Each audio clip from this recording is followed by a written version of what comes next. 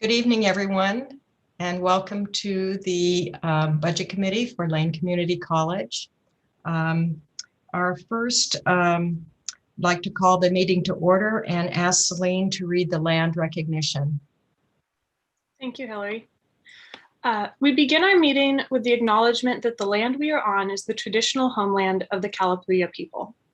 The Kalapuya were stewards of this land for over 14,000 years before their traditional way of life was forever disrupted and destroyed. We start our meeting with humility and reverence for the original inhabitants, the Kalapuya. Thank you, Celine. We now need a motion to approve the agenda and the minutes of May 5th. You can use your Second. Mike. It's Mike. Second. Mike, go ahead. Second, I moved and Rosie seconded. Great. All those in favor, please say aye. Aye. Aye. Aye. Aye. Opposed? The motion passes unanimously. The next item up is public comment, and board policy states that the Budget Committee may not respond directly to any issues raised, but will take comments into consideration. Comments are limited to 3 minutes. Maximum time allotted for public comment is 20 minutes. Do we have anyone? I don't see any attendees on the Zoom column. Do you know of anybody that is here to testify? We had one Lane employee sign up for public comment, but it doesn't look like she's present. Okay, then we will move to discussion items and the responses to information requests. Zach? I do see that we have somebody with their hand raised. Do I move to attendees here? Heather Pierce? Heather, are you there? Looks like it's actually Adrienne Mitchell, who's a panelist in the meeting, so she'll appear under the panelist tab. But there is someone in the attendees. Yes, but not to provide public comment. Oh, okay. So, Adrienne? Thank you. Good evening, members of the Board of Education and Budget Committee. My name is Adrienne Mitchell, and I serve as president of LCCEA, representing the part-time and full-time faculty at Lane. Thank you for your volunteer service and for your role in giving voice to the community of Lane County. For the public record, I would like to make salient the sacrifices and contributions of faculty inherent in the budget you are considering. First, you will find that FY21 is ending with a $1 million surplus, which will help restore the ending fund balance for the general fund, which is an ongoing challenge for LCC. Faculty have a contract in effect through 2024. However, due to the extraordinary challenges of the pandemic, faculty came forward last spring and negotiated a pay reduction amounting to more than 3.5% for this year in order to help balance this year's budget. This took the form of 6 furlough days that reduced all professional development time and the 1 day per term of grading and preparation time from the schedule, which means that faculty did this work without compensation while working above and beyond to convert courses for online delivery and for faculty in fields such as the trades and health professions while continuing face-to-face instruction throughout the entire pandemic. The furlough days were offset by reimbursements through Workshare. However, LCC faculty are the only known group statewide to have taken a net reduction in pay through this program. I note also that these furlough days are on top of the 7 additional furlough days that have not been restored since the last recession more than 10 years ago. This sacrifice helped produce this year's surplus. Contained within the proposed budget is a reorganization resulting in the layoff of 1 full-time faculty member and a reduction in the total number of full-time faculty due to retirements. In addition, as many of you know, part-time faculty have term-by-term employment and are susceptible to class cancellations. Before the pandemic, 1 in 4 part-time faculty at LCC has had to rely on government assistance while working at Lane, with average annual salaries of less than $20,000 as reported by independent researcher Daniel Morris. These are systemic inequities inherent in the community college system statewide and nationwide. And I think it is important to give voice to these challenging conditions that part-time faculty face. During the pandemic, the conditions have become more dire. Our part-time faculty have faced tremendous job loss in the form of silent layoffs.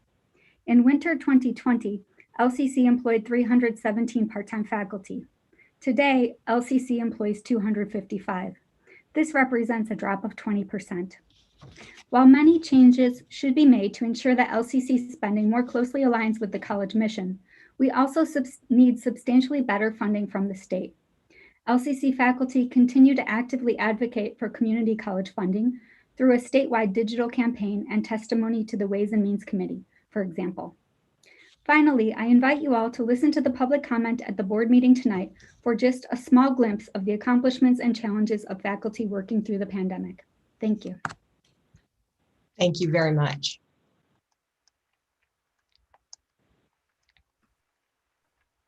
Matt? Chair Kildelson, thank you.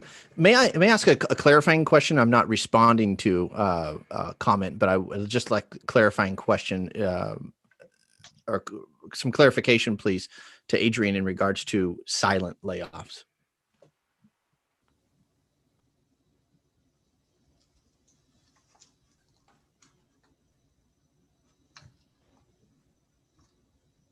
Am I asked to respond? Yes. Yes, so I was referring to what part-time faculty typically experience in terms of the contingent nature of part-time faculty employment. Oftentimes, part-time faculty do not receive course assignments or face class cancellations, and these are essentially silent layoffs. There's not a special notice or announcement to the Board of Education, and that's why I provided the data on the actual numbers of faculty, part-time faculty who are working at the college in relation to winter 2020 and the 20% decrease. Thank you. Thank you, thank you, Adrian. Any other testimony? Okay, now we will move into the discussion items. And Zach, you're going to respond to the information requests. Correct, thank you. So welcome everybody to our second budget committee meeting of this cycle. So in your packet, there is the written responses to the information requests that came in at the last meeting, as well as an additional request that came in earlier this week. So just for high level context, we provided some information regarding the reasoning of moving the international program from Fund 6, Enterprise Fund, moving it to Fund 9. We have an answer to the financial relationship between kind of the Titan Court housing complex and the international program. Explain the mechanics of the emergency fee and how that proposal would move forward into next year. An early retirement forecast for the Fund 7 to look at the liability there. Explanation of the deferred maintenance and the needs, the ongoing needs from general fund to fund those moving forward, even with the bond. Outlined the general fund ending fund balance policy moving forward for the next 2 years, including this year being the first year. The biggest change kind of to some of this, the response to the information request came in was regarding the HERF allocations in the American Rescue Plan. The Department of Education provided an FAQ last week on Tuesday regarding what you could use the money for and added on 2 additional expense components. So the spending guidance follows the SRSA funds, which was HERF 2 primarily. So defraying expenses associated with coronavirus, including lost revenue, reimbursement for expenses already incurred, technology costs associated with the transition to distance education, faculty and staff trainings, and payroll. It also said that with the institutional funding, we could make additional emergency financial aid grants to students from the institutional side. It added 2 unique components. Those are implement evidence-based practices to monitor and suppress coronavirus in accordance to public health guidelines, which the college is already doing a substantial number of I guess, examples that would fall into this category. So it's a continuation of that, as well as conduct direct outreach to financial aid applicants about the opportunity to receive a financial aid adjustment due to the recent unemployment of a family member or independent student or other circumstances. So the preliminary allocation for those funds just kind of outlined, or just did outline, the student portion and the institutional portion, because we hadn't worked through all of the FAQs yet, which we are still doing. So the good news is no substantial changes from the practices that we were doing. And one of the things that I wanted to share with you is that they also answered the question of, may undocumented students and international students receive HERF grants? And the answer is yes. So that was a substantial change from the first two rounds of this, which I'm going to clap on that one because that's a celebratory note. So as each one of this guidance comes out, it becomes more beneficial or useful for the institution to apply this money as a relief and stabilization as we have been. So I just wanted to share that with everyone because that's been an update in the last week.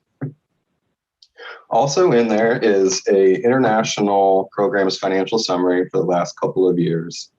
And what's interesting about this is the 2021 estimate, so this current year, shows a substantial decline in tuition and fee revenue, but also shows an offsetting change in personnel service and M&S costs. So it's projected at this time that even through the pandemic and recruiting challenges, enrollment challenges for the program, there might still be an operating net surplus there. And the last thing that I wanted to call to your attention is and I'm going to have Brett share his screen, is the summary of changes between the proposed budget, which we discussed 2 weeks ago, and where we are today.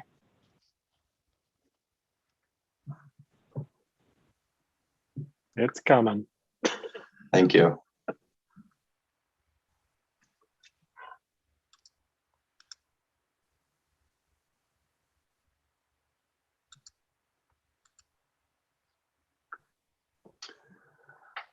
So in between the last time that we met and today, we've had some position list changes. So what this is staff proposed budget is the column and kind of the items that were in the schedules that we discussed last week. So a slight increase to our instruction program in the general fund, a slight increase to student services, and then offsetting decline in the college support services program.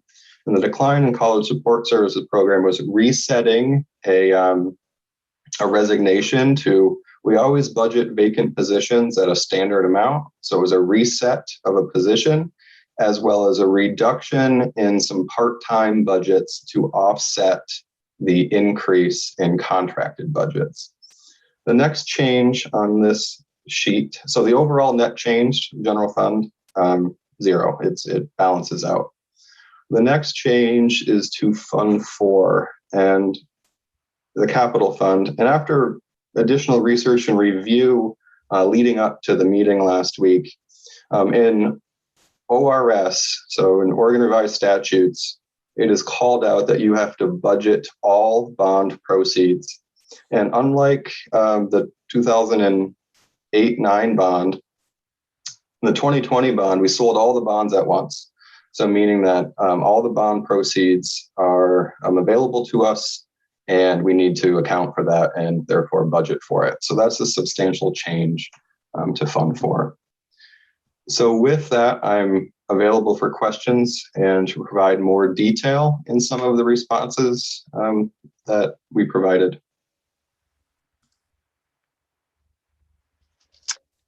I see.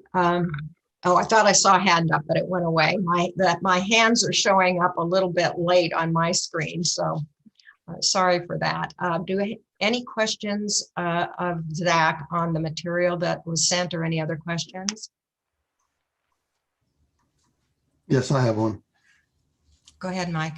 I assume that you would have told us by now if the state revenue forecast came in and if that had any rosy news for us, or if there were any changes in the other federal programs that might have a positive impact on our budget. So on the federal programs, the one that we've been tracking since last Tuesday has been the American Rescue Plan Act, and then the HERF higher ed emergency relief funds allocations. And that was all great news. One, because it backs up the approach that we've taken and the approach that we worked with Budget Development Subcommittee and how we were going to address next year's budget. So no curveballs there. The second one is a preliminary look of the revenue forecast, all good news. Everything, I was going to talk about more about that at the board meeting, but projecting a kicker, substantial kicker, income rates are high. I believe Brett might have more information if he's looked at it, but all news at this time, very positive in the revenue forecast. Thanks. Mike, go ahead. Will any of that translate into the budget is I guess my relevant question. So what we've done is, by using the $10 per credit emergency fee fully funded by relief funds, we were pegging that to 702. So 702 million for the community college support fund. So the budget authority in terms of the budget is there. It just might not be in the right accounting lines. Now, if it turns out that there are significant changes in the revenue that will be coming to the college and the allocation, we do have the opportunity to come back and do a supplemental budget to adjust for that. Or if it's less than 10% change, it would be just kind of a process at a board meeting. So we do have mechanisms available. At this time, I think that because we said if it was 702, we would drop the emergency fee. Those items should almost wash each other out. Thanks. Any other questions? I have one, but I'd like to hear from anyone else who might have a question.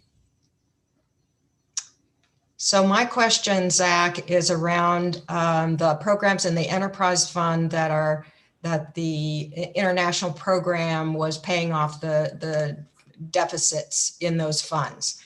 And at least from the material in the budget, it looks like 3 of the 4 programs have been the deficit has been increasing each year. So my question is there any, so that would mean next year there would be some general fund or some bailout in some form or another. So my question is, are those trends going to continue for food service, bookstore, and the Center for Meeting and Learning? So the reason that, so the answer is no. Food service has been moved to partnership with local vendors, and that happened at the beginning of last fiscal year. COVID time, I'm trying to remember the exact dates.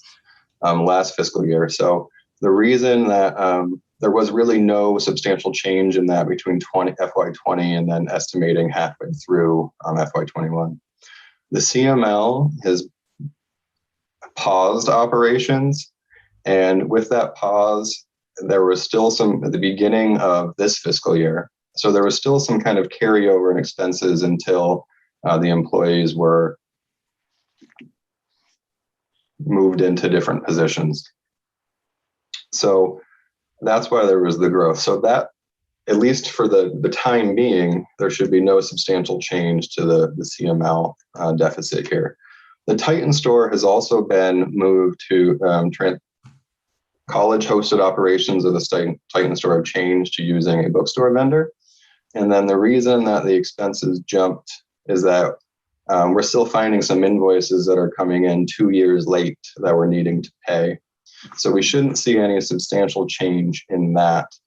So the reason that the international program fund balance is being used to kind of wash over these deficits is that I do not believe there will be a general fund subsidy next year. Right. Now, In order to get the additional resources to make that happen, is in the financial report that we provided, there was a line on there for lost revenue recovery for the international program because of their enrollment declines. So the additional of that, those resources on top of what they have should make that fund as close as we can to zero. So maybe a buffer of 50,000 to 100,000 to start next year. Great. Thank you very much. Appreciate that. Any other questions? Okay, then. Angela has her hand up. Pardon me. I'm looking and I'm not seeing. Angela has her hand up. Go ahead, Angela. Thank you. This is a question about your prior comment back about the 10% change and supplemental budget. I think I probably ask this question every year. When we're talking about a 10% change, is that a 10% change in all funds? Is that a 10% change in expenses, in revenue, in either? How does that sort of mechanically work? So the way that so it's 10% change in one fund. And the way that the ORS is written is that if our revenue increases and we need the budget authority to spend it, then we would go through the supplemental budget process. If our assumed revenue decreases, we don't have to do a supplemental budget. The Oregon Department of Revenue, their guidance is actually to spend less. And I really mean that in their budget law trainings, that is what they say. If your projected revenue comes in less than anticipated.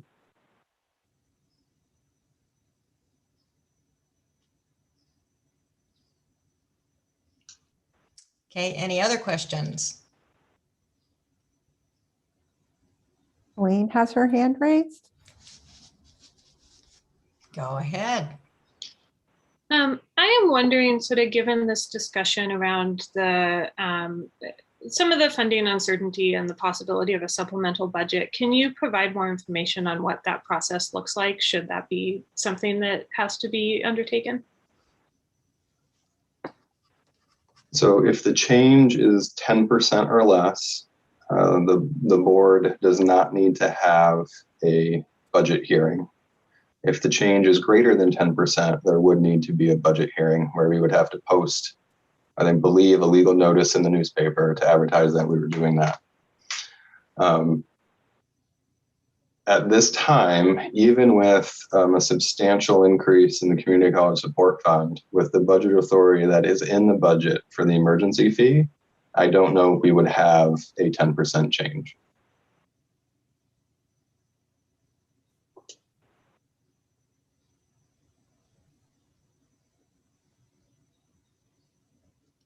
Okay, I'm going to give it another minute. Mike, go ahead. Sorry, I was looking for my raised hand, but you saw it anyway. So I want to make sure I understand something. We've said that there will be no increase in the cost of attendance.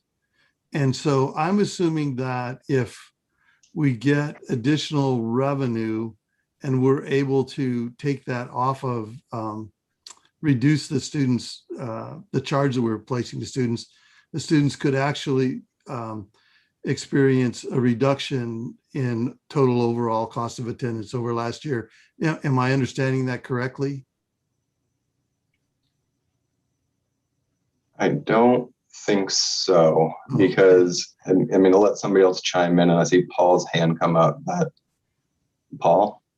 Yeah, good evening, everybody. No, Mike,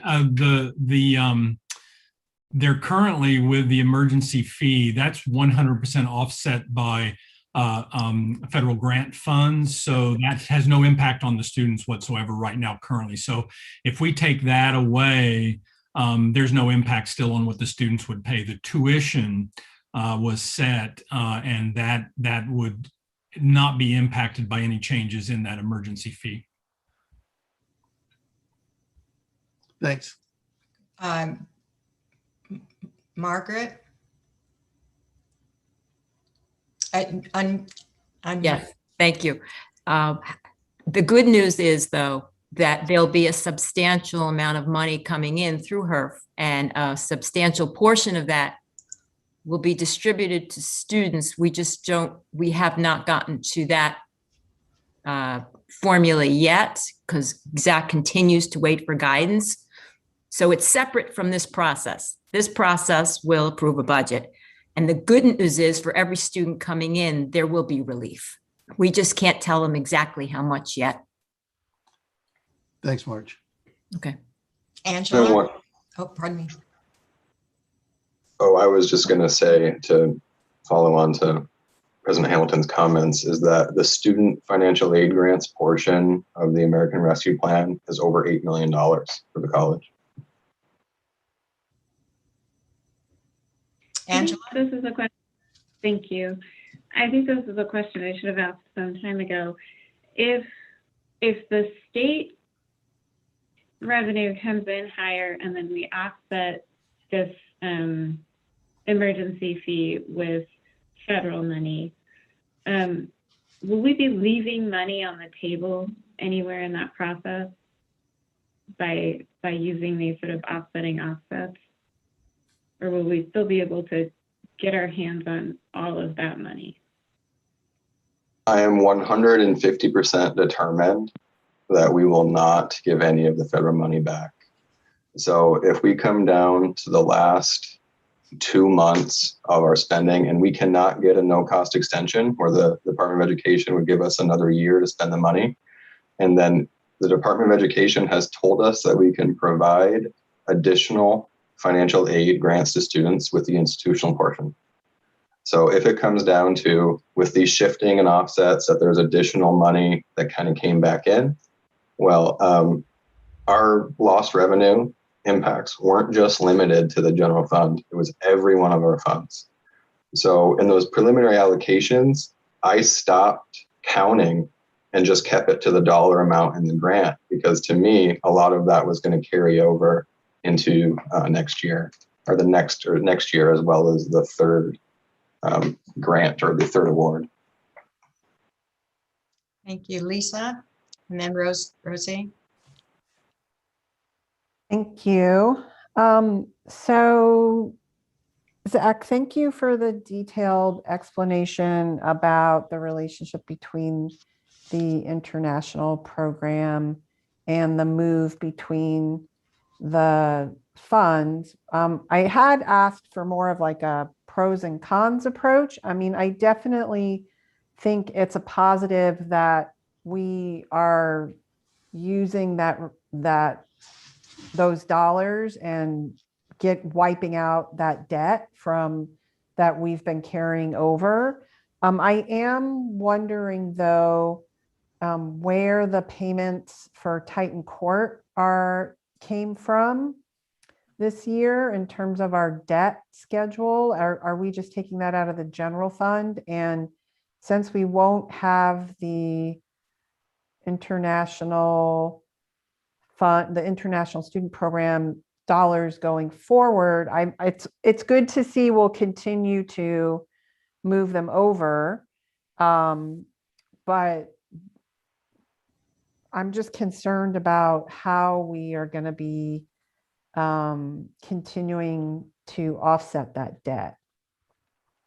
So this year, as we're just talking about lost revenue, Titan Court is one of those areas that is grant eligible to receive some of the relief funds. So when I looked at the fund balance in Titan Court earlier this week, I'm thinking that the Titan Court might be able, in Fund 6, Titan Court in Fund 6 might be able to fund $800,000 of the transfer this year. And I think it's about a $1.2 million annual expense. So the other $400,000 will come from the general fund.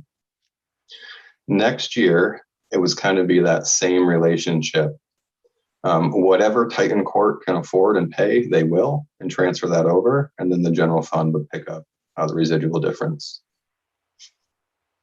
Rosie, and then Holly. Thank you. Zach, I thought what Mike Eister was asking was, and this is just my interpretation, I'm not putting words in Mike's mouth, but I thought what he was asking was if state revenues come in higher than expected, does that put us in a position to consider reversing the tuition increase that students will pay? Well, so the budget's built on 641 million of the Community College Support Fund. So if it does come in at 702 and it turns out that there is a surplus of revenue in our hands and we've hit the ending fund balance kind of plan targets, our STEP approach, I'm open to a conversation. I mean, I'm speaking for myself, but I can defer to Paul or President Hamilton, but I think that would be a great option to entertain. Holly? Hi.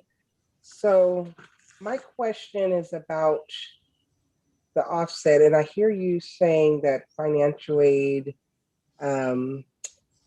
grants to students, and I hear you talking about students receiving some of the funds from the HERF, right? My question is, will that offset, that the $10 be distributed to all students or only financial aid recipients? So I'm a little confused there when you say financial. I mean, maybe there's a high number of financial aid recipients, but is this for all students or only who's going to benefit? Every student who enrolls or students who are receiving financial aid? And Paul's hand came up, so I want to defer to Paul. Okay. Congratulations, Holly. Thank you. You're quite welcome. I think that remains to be seen. It's a hypothetical situation at this point, how we would, if we didn't need to use those funds for the emergency fee offset, we might be in a position that we could increase the amount of funds that we do pass on to students. As Zach mentioned, right now, there's an $8 million bucket of funds that must go to students. And it's my understanding with the new guidelines that are coming out, that can go to any student. There's not the restrictions on it like we had on some of the prior fund disbursement. So that piece will go to students, and we'll work out a plan to distribute that piece to students. If there is additional funds that could go to students, we would be open probably to a conversation. We would probably strategize what's the biggest impact we can make for students with those funds, right? Is it in a tuition reduction globally? Is it in distributing those funds directly to students like we do through a block grant or something like that? So we don't have a plan yet of how to disperse any extra funding that we might have stimulus money to students, but I do agree with Zach, before we'll hand any back over, we will hand it to our students.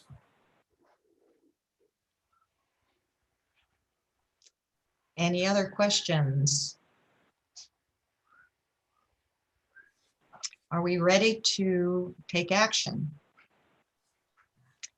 We have two motions, and I can read the motion if someone doesn't have access to it. It is in board docs. So the first motion is to approve the budget, and if someone has access to and can read that motion and make that motion, I'd appreciate it. Otherwise, I'll read it.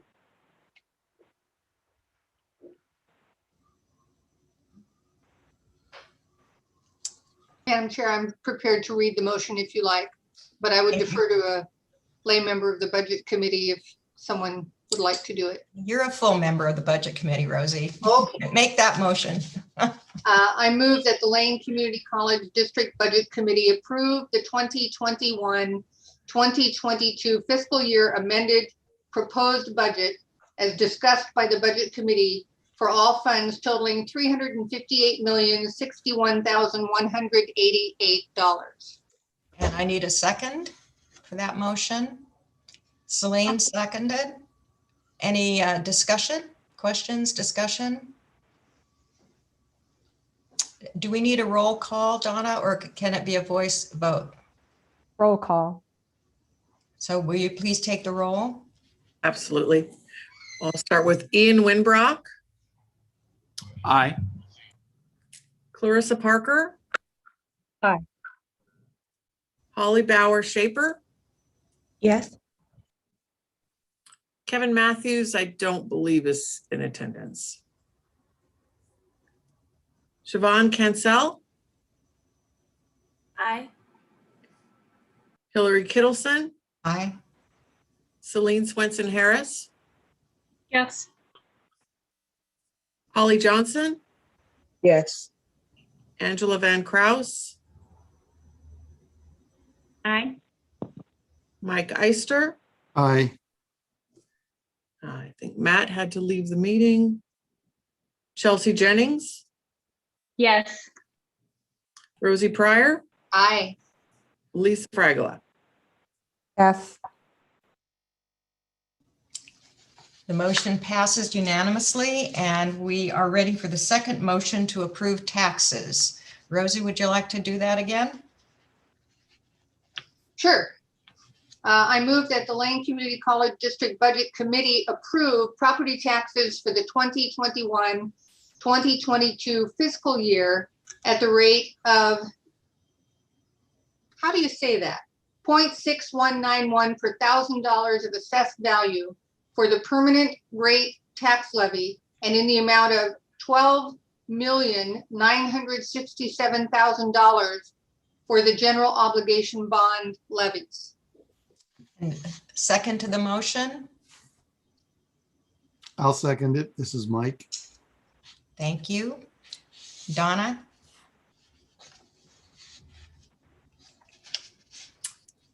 Ian Winbrock. Aye. Clarissa Parker. Aye.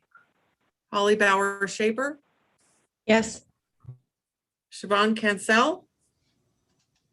Yes. Hillary Kittleson. Aye. Celine Swenson Harris. Yes. Holly Johnson. Yes. Angela Van Kraus. Aye. Mike Eister. Aye. Chelsea Jennings. Yes. Rosie Pryor. Aye. And Lisa Fragola. Yes. And that motion passes unanimously, so it looks like our work may be done for the year. Thank you very much, everybody, and for your patience with my less than stellar Zoom skills. And I believe that is, we have no more future meeting dates because we have taken action at this meeting. And so that, I think, is the, we're ready to adjourn unless any comments for the public good here.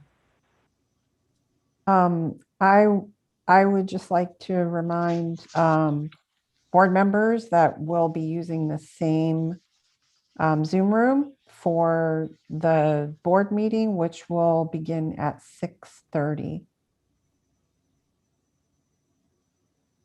Great. Thank you very much, everybody, and have a good evening. Thank you, Bye. Hillary. Thank you, very Hillary. much, Hillary. Thank you. Thanks, everybody. Thank you. Thanks all.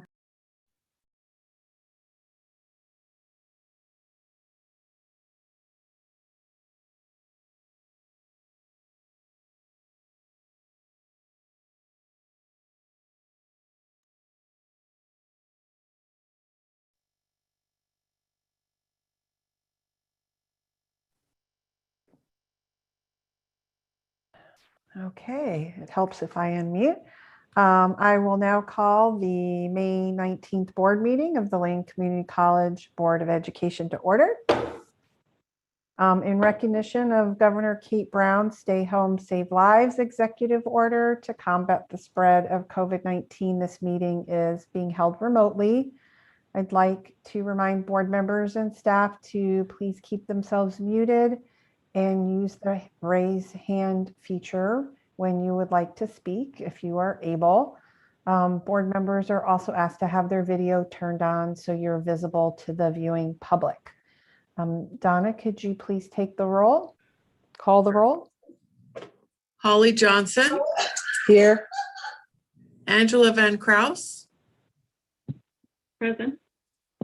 Mike Eister, Here. Matt Keating, Matt is excused. He is currently at a city council meeting and will join us as soon as he can.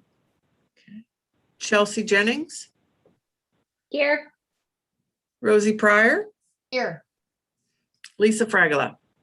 Here. And we will begin our evening with an land recognition, and that will be read this evening by Buck Potter, a member of LCCEF. Thank you, Chair Fragula. We begin our meeting with acknowledgement that the land we are on is the traditional homeland of the Kalapuya people. The Kalapuya were stewards of this very land for over 14,000 years before their traditional way of life was forever disrupted and destroyed. We start our meeting with humility and reverence for the original inhabitants, the Kalapuya.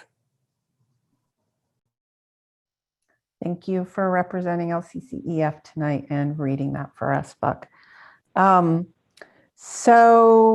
Before we begin, I would like to, without an objection, adopt the agenda with flexibility. Is there any objection to adopting the agenda with flexibility? Okay, seeing none, we have adopted the agenda with flexibility.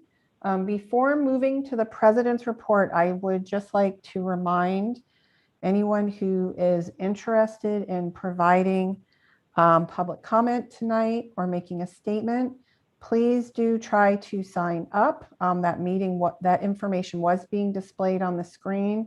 You can easily sign up by going to the LCC website and finding the information there.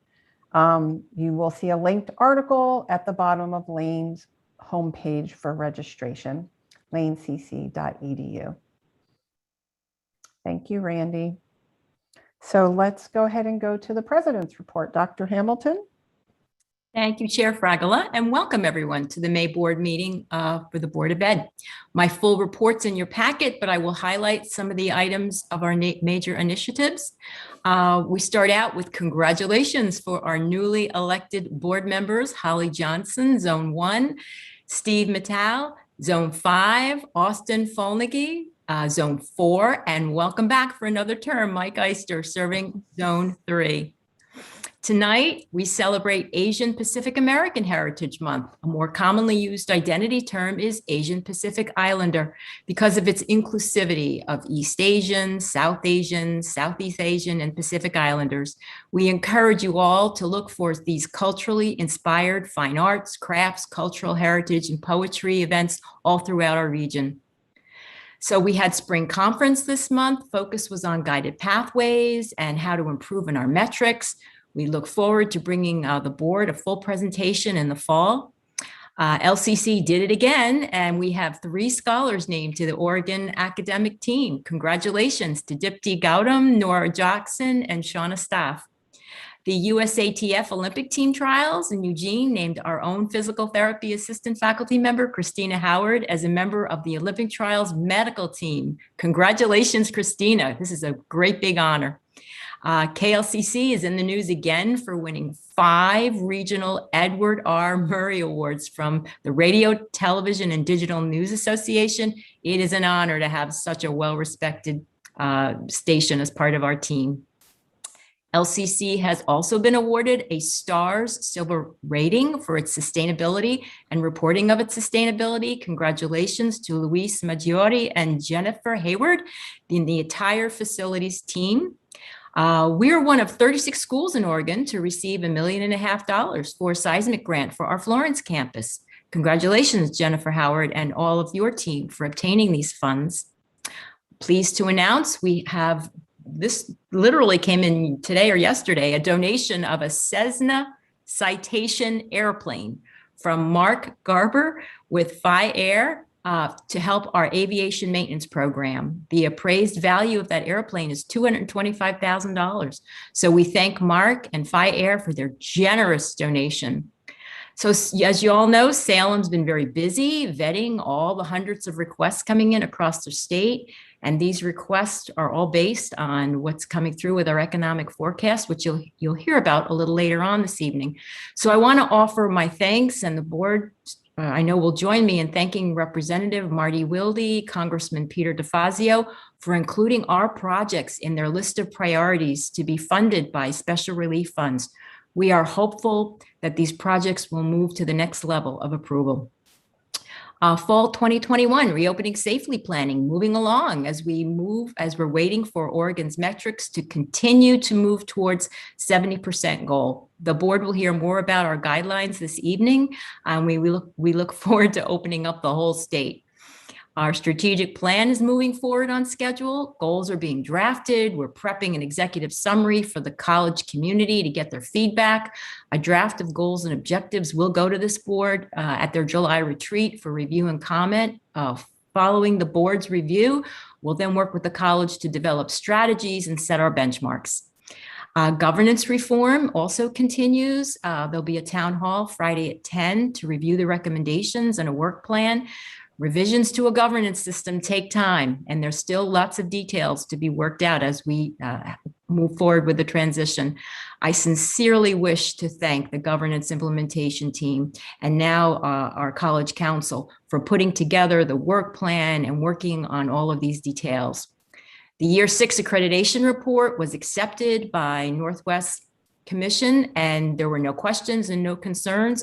Although this is just the first chapter of our 7-year report, it will be submitted again as part of Year 7 in August. Once the whole report is completed, it will be sent to the college community for input.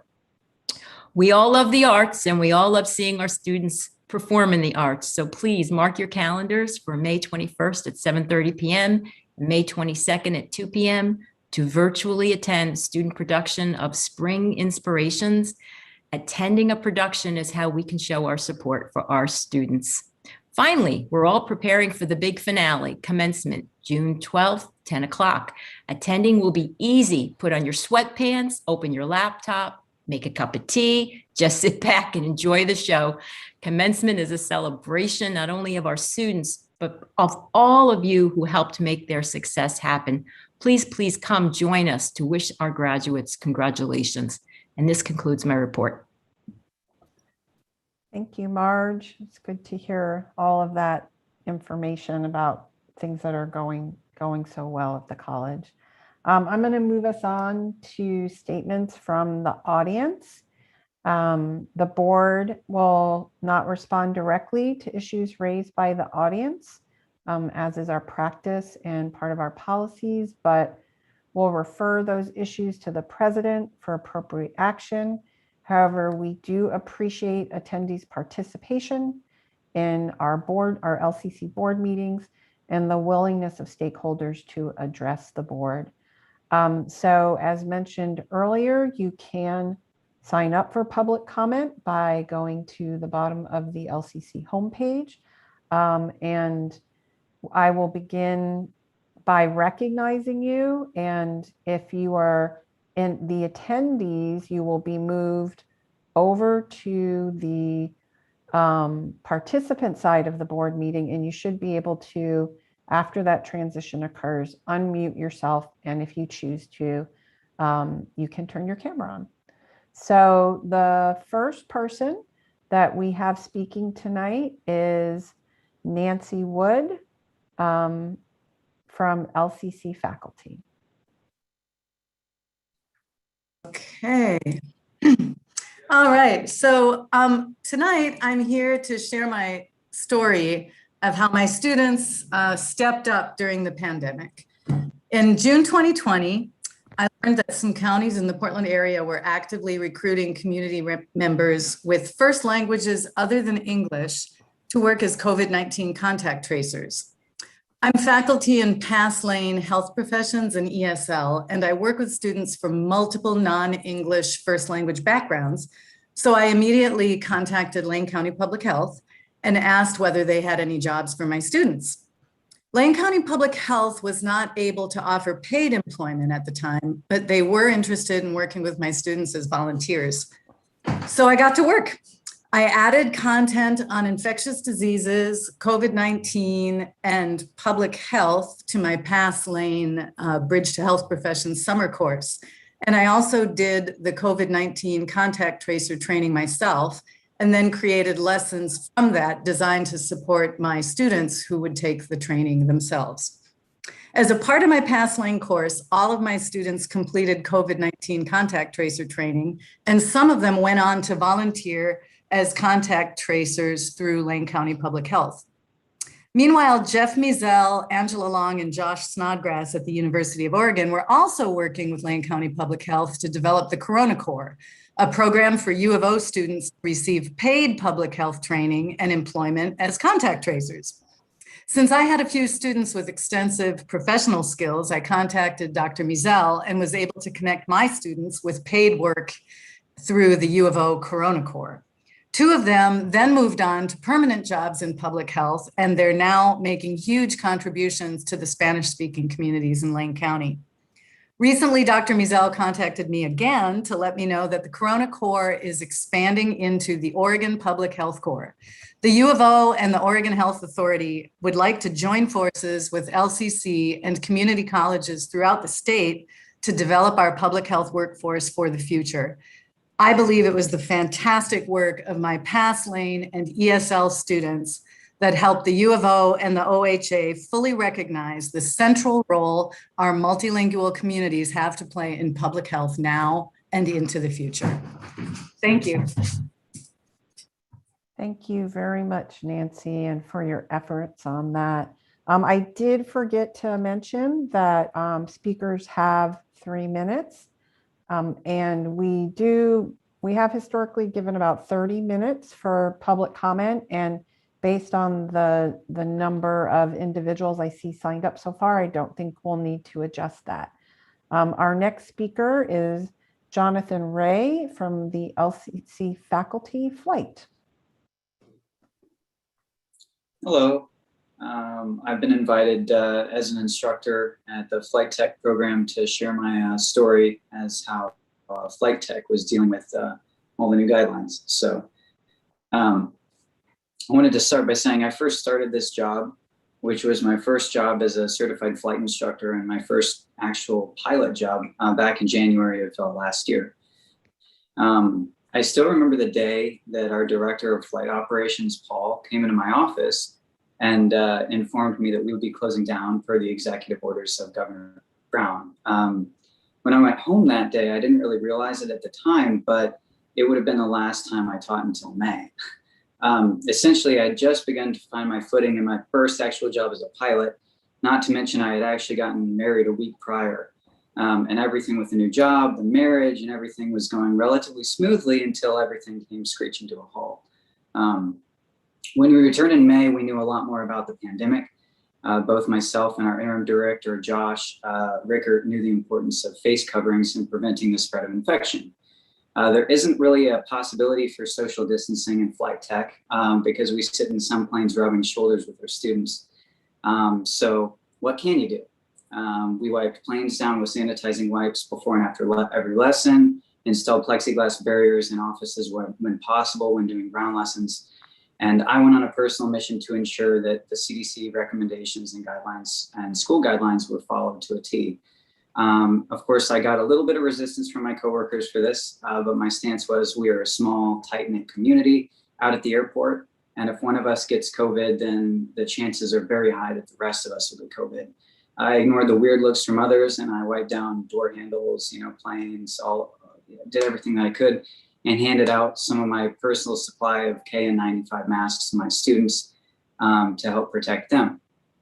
Because I realized that, and then also, I took on a mission to help teach my students not only how to fly the airplane safely, but how to wear their mask properly with their headset and with, their glasses and everything else, which is its own challenge. So when COVID came and knocked us down a few pegs, I like to think I cared a lot more than most when it came to keeping our flight school and community safe.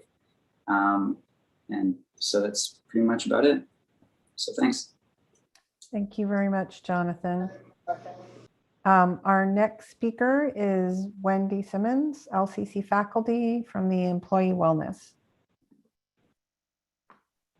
Hi, thank you.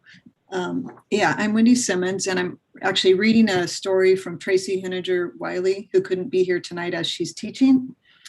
And she's faculty in the ESL department. And she says, "It is hard for me to single out any single individual in the ESL department as a highlight out of our dedication to our incredible students. I am so incredibly proud of each and every hardworking faculty member in the ESL department. Despite huge barriers, we have managed to grow our enrollment each term over the course of the pandemic. As some say, students vote with their feet, and I think our enrollment through this tough time is a testament to the hard work we have collectively done. I and many of my colleagues have personally delivered Chromebooks, iPads, and textbooks to students, and several of my colleagues have worked very hard to get accessible internet to students from as far as Oak Ridge. Throughout the pandemic, we have been able to increase the outreach of our classes to serve students in both urban and rural areas of Lane County more than we've ever been able to do so before. We have used our foundation funds, mainly from one of our former ESL instructors, to provide scholarships for all of our students to attend our classes. We have run ads on local Spanish language radio, letting students know that we are here to serve them, and the students have come. The greatest challenge that the ESL department faced was that not only did our students have a language barrier, a large percentage of our population also did not have internet or devices with which to fully access online classes. Many also did not have strong digital literacy skills. We created some technology onboarding classes to orient our students to basic technology skills, but a great portion of the technology onboarding was done by instructors during the term. I think the greatest challenge has been to find enough hours in the day to get all of our work done and not burn out. I have spent hours creating videos, running tutorials in classes, and meeting with students outside of class so that they can have greater access. This is typical of the faculty in my program. We have had to transition all of our face-to-face classes to an online learning environment and learn many new skills ourselves. I have taken numerous technology training classes, attended conference, and attended dozens of webinars. 9 of our faculty participated in a faculty interest group and worked together to create online lessons and share strategies and tips for online delivery of our content area. ESL enrollment for spring 2021 is higher than it was for spring 2020. I believe this success is a direct result of all of our efforts to serve our students. And I just want to say Tracy did want to be here, but she's teaching right now. So thank you. Thank you, Wendy. And please tell Tracy thank you. Next, we have Laura Leader, who is an LCC student. Welcome, Laura.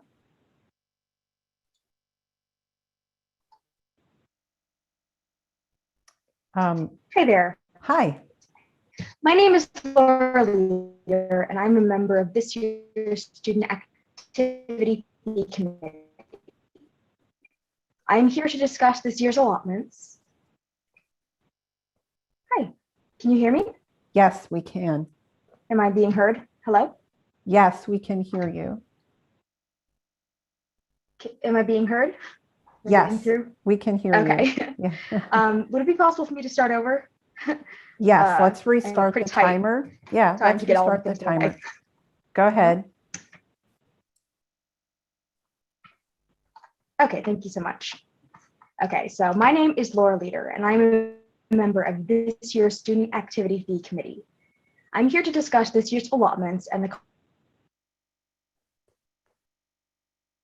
Oops, I think that Laura dropped. Laura? Laura, can you hear me? I'm back. It appears that this is going to be a difficult. Yeah, I'm going to suggest that I can now, yes. If you turn your video off, sometimes that helps the stream a little bit better. Good call. Okay. All right, let's do take 3 and go ahead and go for it. So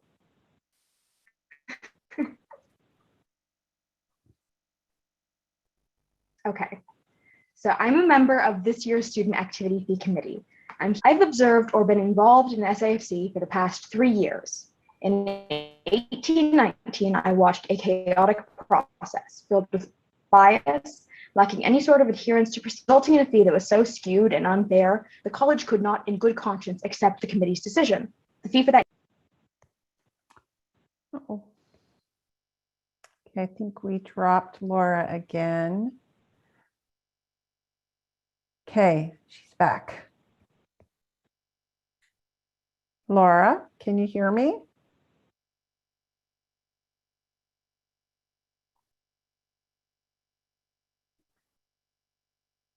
So Laura, I see that you've come back into the Zoom room, but I can't hear you.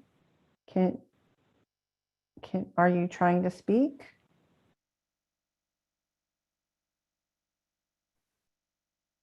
So there we go, connecting to audio. Laura, can you hear me?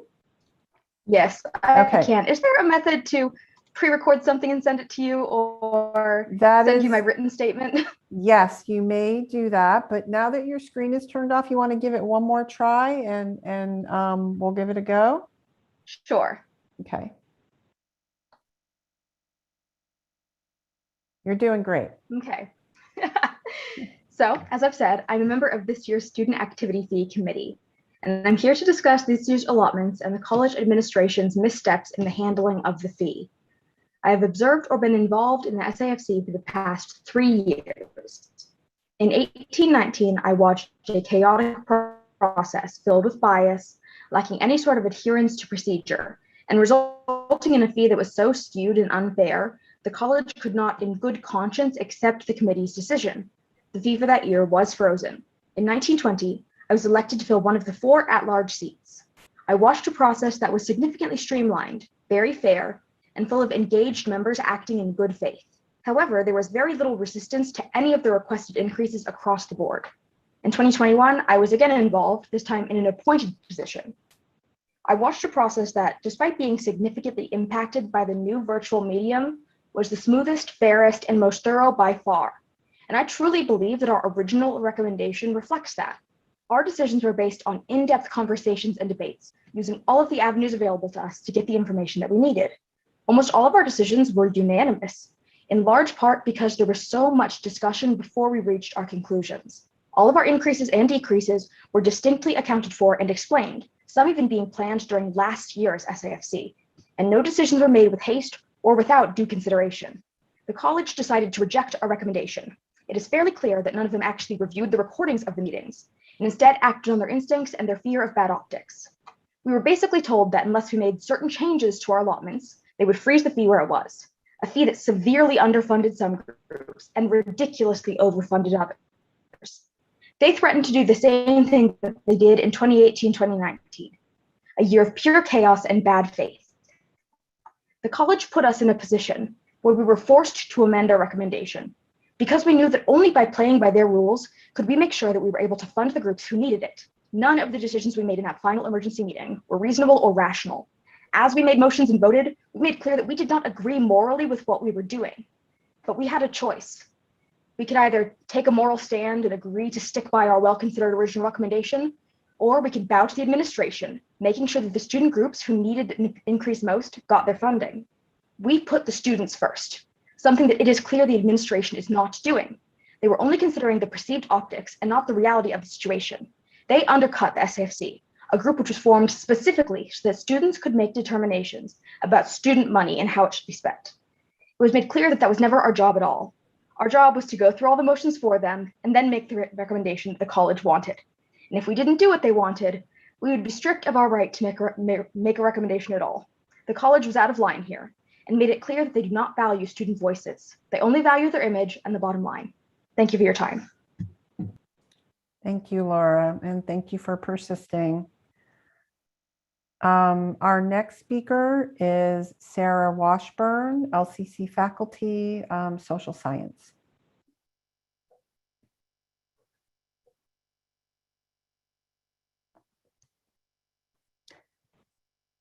Sarah, we still can't hear you. You want to go ahead and unmute? There you go. Yeah, the the COVID saying, go ahead and unmute yourself.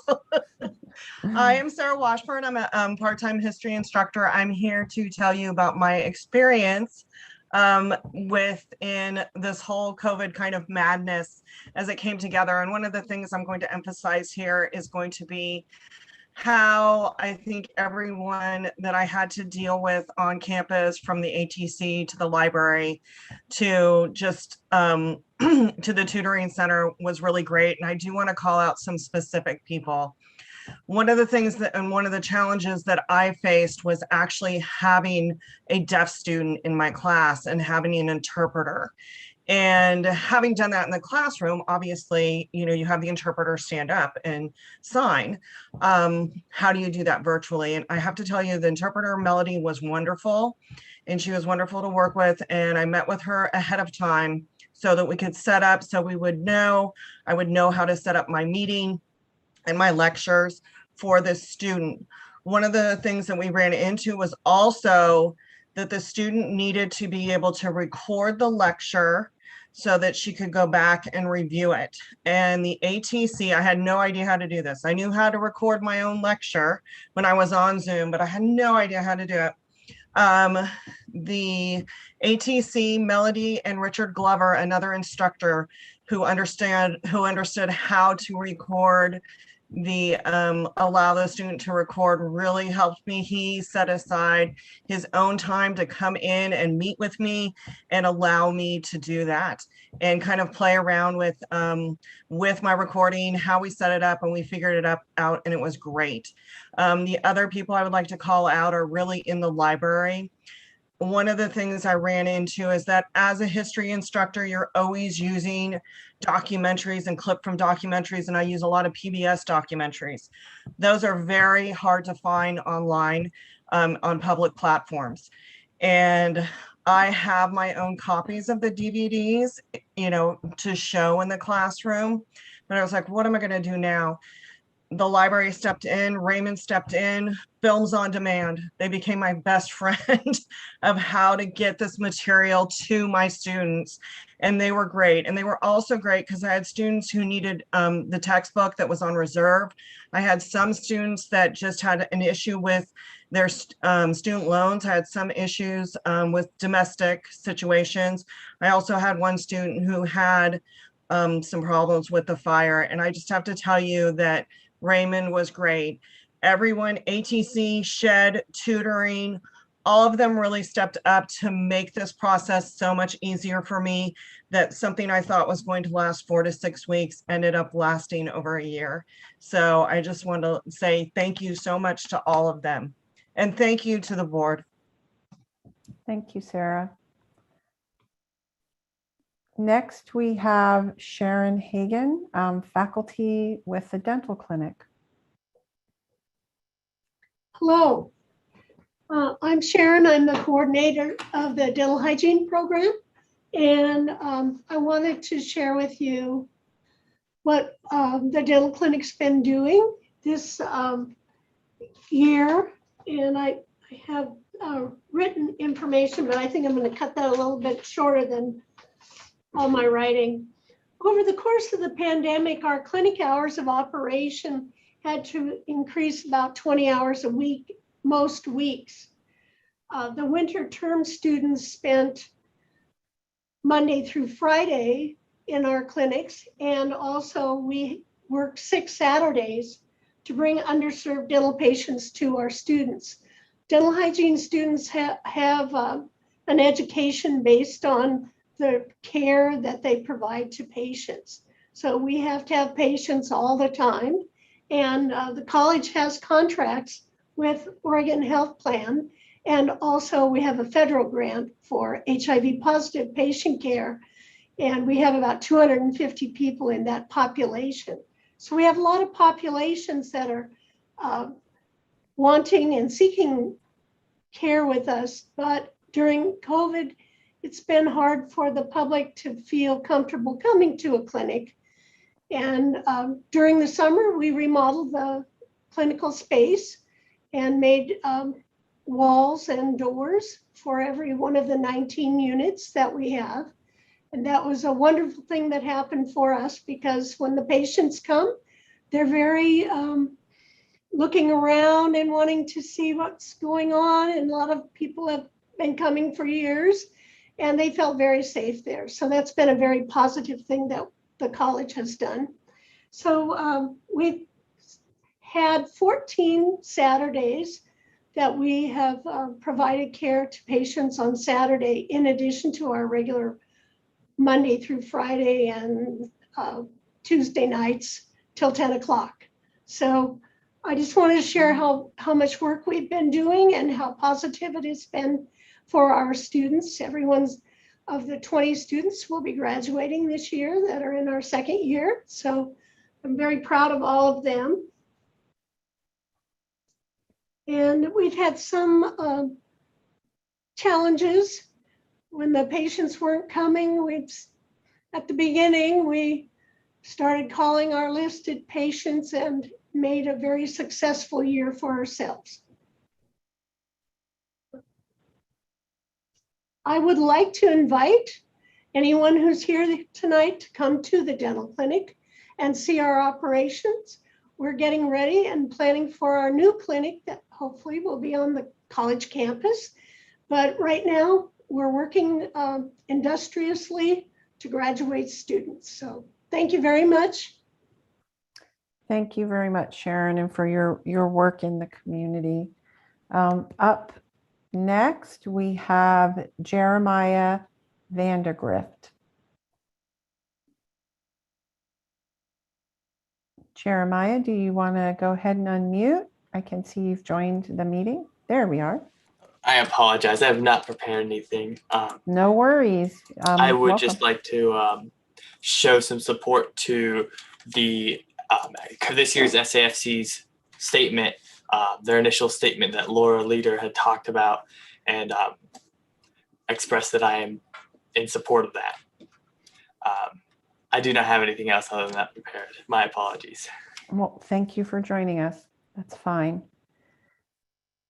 That is the last person that I do see in my Google Doc of folks who have signed up. I am going to check with attendees. If there is an attendee who would still like to provide public comment, you may do so by raising your hand. And I see that we have a panelist actually. So I'm going to go ahead and say, Sean, why don't you go ahead and give public comment. Thank you. Thank you, Chair Fragala. For the record, this is the second time that I've signed up to speak from the gallery in 2 months, and apparently I keep getting missed. This time may have been an exception because I'm also a panelist representing the student government, but I think that the recently changed process may benefit from some additional oversight. So that all being said, speaking from the gallery today, I am another member of the Student Activity Fee Committee that has already had 2 members speak. Laura very well summed up my own feelings in many regards, and I specifically wanted to make myself available to the Board of Education tonight, which is why I volunteered to take over the Student Government Association's reporting duties so that I can be a member of the panel and offer context on demand to the Board of Education should they need it during their consideration of the student activity fee decision. The reason I want to do this is because I do recognize the challenge that the college administration is put into when they need to recommend a fee that is given to them by the Student Activity Fee Committee. They have additional optics and perceptions that they need to adhere to, and without the context of the several months of committee meetings that the Student Activity Fee Committee goes through, they're at a loss for being able to properly contextualize and defend the decisions made by the students. Now, I don't want to make any excuses for the process in my words there, but I do understand their side of things. To that end, I would like to encourage the college administration and the Board of Education in the future to rely more heavily on the students to be able to speak for themselves, at least in the regards of this student activity fee process. We are required to create a well-crafted and thought-out decision, and I don't particularly personally see the need for the college administration to put the stamp of approval on it when it is our voices that we are representing and not anybody else's. So I don't want them to have that liability. I don't want them to have that responsibility. I don't want that need to be on them. When we're doing our job right, put it on us. Thanks for your time, and I'll be back later for the Student Government Association report. Great, thank you. And we'll continue to work on getting our systems in place, but possibly before we know it, we'll all be back in a boardroom together. I know some of us will appreciate that. That is the last person that I have signed up for public comment, and I'm not seeing any other hands raised. So I am going to go ahead and move us on in our agenda. Thank you to everybody who joined tonight and did provide public comment. It's really great to hear from stakeholders. So I'll move us on to our consent agenda. Is there anything that a board member would like to pull from the consent agenda? Okay, Rosie. Thank you. I would like to pull item G, board policy regarding public participation at board meetings. Okay. And Holly.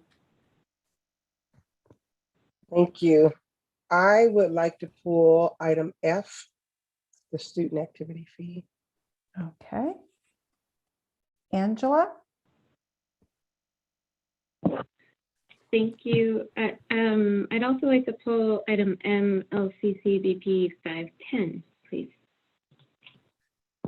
Okay. Is there anything else that someone would like to pull from the consent agenda, that a board member would like to pull from the consent agenda? At this time, I have item F, student activity fee, item G, board policy 2345 on public participation, and item M, board policy 5, LCC board policy 510, board duties and responsibilities. Is there anything else? Okay, seeing none, I am going to move those items to the action part of our agenda. And because we adopted the agenda with flexibility, I'm actually going to put that after the discussion items this evening. And so, Donna, let's go ahead and call the roll to adopt. Well, let me make the motion to approve it, the consent agenda. Thank you very much, Mike. Second. Great. We do need a motion to approve it before we call the roll. So let's go ahead and call the roll on that, Donna. Thank you. Okay. Moved by Mike, seconded by Rosie. Yeah. Holly Johnson. Here. Yay. Van Kraus. Aye. Mike Eister. Aye. Chelsea Jennings. Yes. Rosie Pryor. Aye. Lisa Fragola. Yes. So that passes unanimously. And so I'm going to move us on to our discussion items. And we'll have those 3 items parked in our action items to come after the discussion items. So our first discussion item is COVID-19 reopening safely update. And we've got Provost Gerald and Brett Rolette. Good evening, everybody. Sorry, I'm just pulling this up right now. A little bit behind here. Yeah, thank you for the opportunity to discuss with you the COVID update.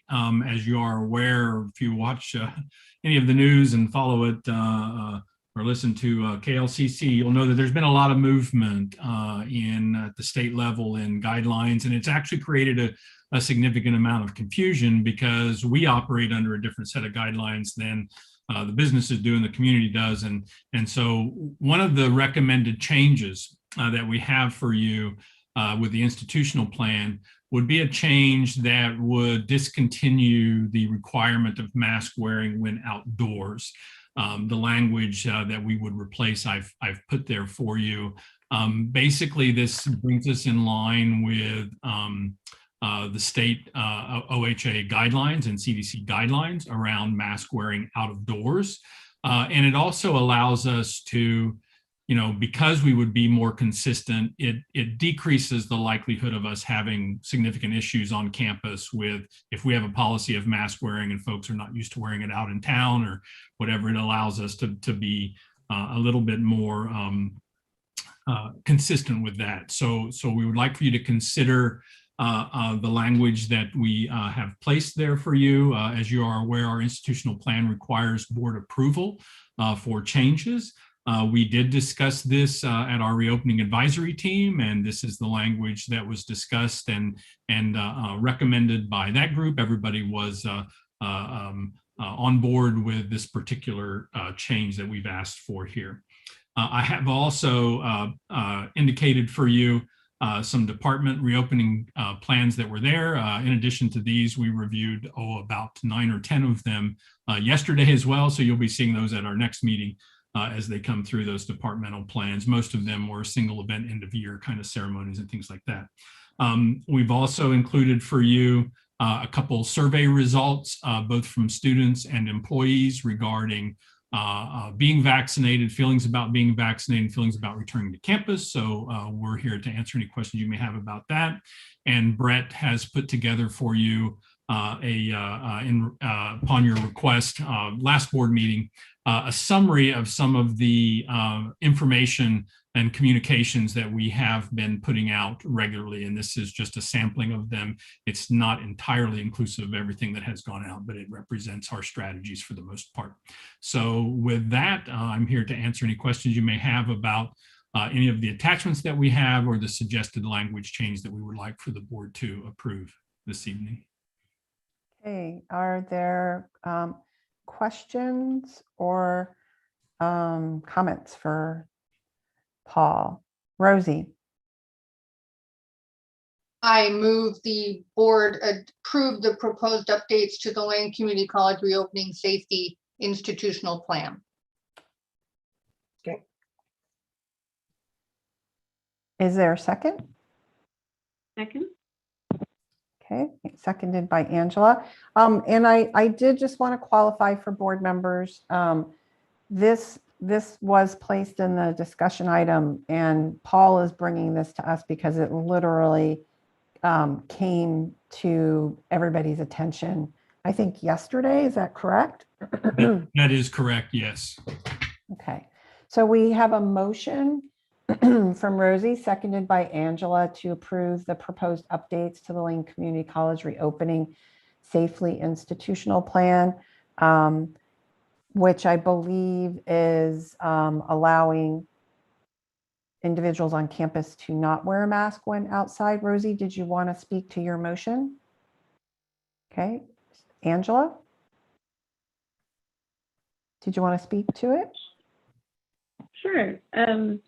I don't have much to say. I think we've endeavored to be aligned with public health guidance throughout the pandemic, and this is the most current public health guidance, and I think it makes sense for us to continue to endeavor being aligned.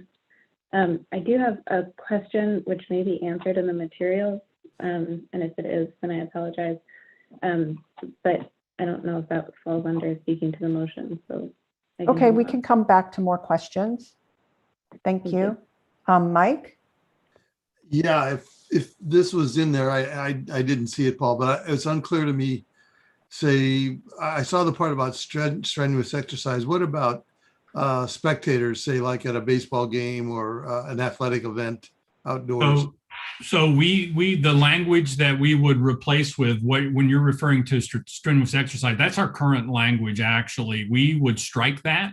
Okay. Have no language requiring masks out of doors. We would encourage still social distancing and mask wearing when people would feel safer in so doing, but we wouldn't have a requirement. So that would apply while maintaining social distancing to spectators at events as well. Thanks. You bet. So Paul, was I correct in understanding that at spectator sports, we would still require masks? And I'm also curious, like, are there changes to the number of individuals that may gather? And are we having these types of gatherings? So we did approve a couple weeks ago having spectators at sporting events as a change to the athletic reopening plan.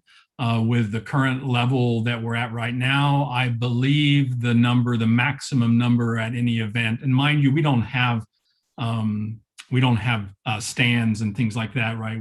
People gather in the green space around the fields and whatever. And I believe we have a maximum, I want to say it's 150 based upon the square footage of green space that we have. We rarely get that many folks at an event. And they are required to socially distance, and they would not be required to wear a mask. That would apply to anybody that's there on the campus as part of college business outside, and athletic events we consider college business, so they would not be required to wear a mask. Are there any other questions for Paul on this motion? And then once we finish this motion, we can go to other topics of interest related to the COVID reopening plan. And okay, so I'm going to have us take a vote on this motion, and then we'll go to other questions about this discussion item A.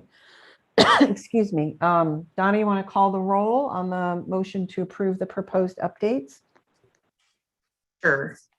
Holly Johnson, Yeah. Angela Van Kraus, Aye. Mike Eister, Aye. Chelsea Jennings, Yes. Rosie Pryor, Aye. and Lisa Fragla. Aye. Okay, so that motion passes unanimously, and let's go back to any other questions or issues we'd like to address regarding this topic. Angela. Thank you. My question is about vaccinations. I'm thinking back to a time when I transferred to the University of Oregon, and they said, oh, wait, you're behind on a vaccination. You have to get this or else you can't come to class. And so I got a booster for something or other. And so it seems like there's a precedent for colleges requiring certain vaccinations for students to come on campus. Are we requiring vaccinations now that they're available for everybody? Is that common in the community college arena, or is it more of a people who live on campus type? I think there tends to be, I can address it generally. We just straight off the bat, we don't have any vaccination requirements for our students. The only vaccination requirements we have for students are those that are related to particular programs they might be entering, and some in the health professions and things like that. Our general student population, we have no requirements for.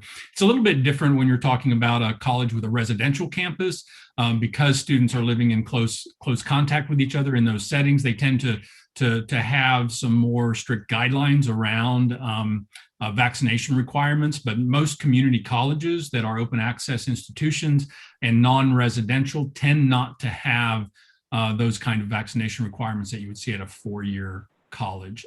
To my knowledge, no community college yet in the state of Oregon, and I also think in the state of Washington, to my knowledge, have required or announced requiring any vaccinations. I'm pretty sure that that's true for Oregon, and I'm also pretty sure that's true for Washington as well.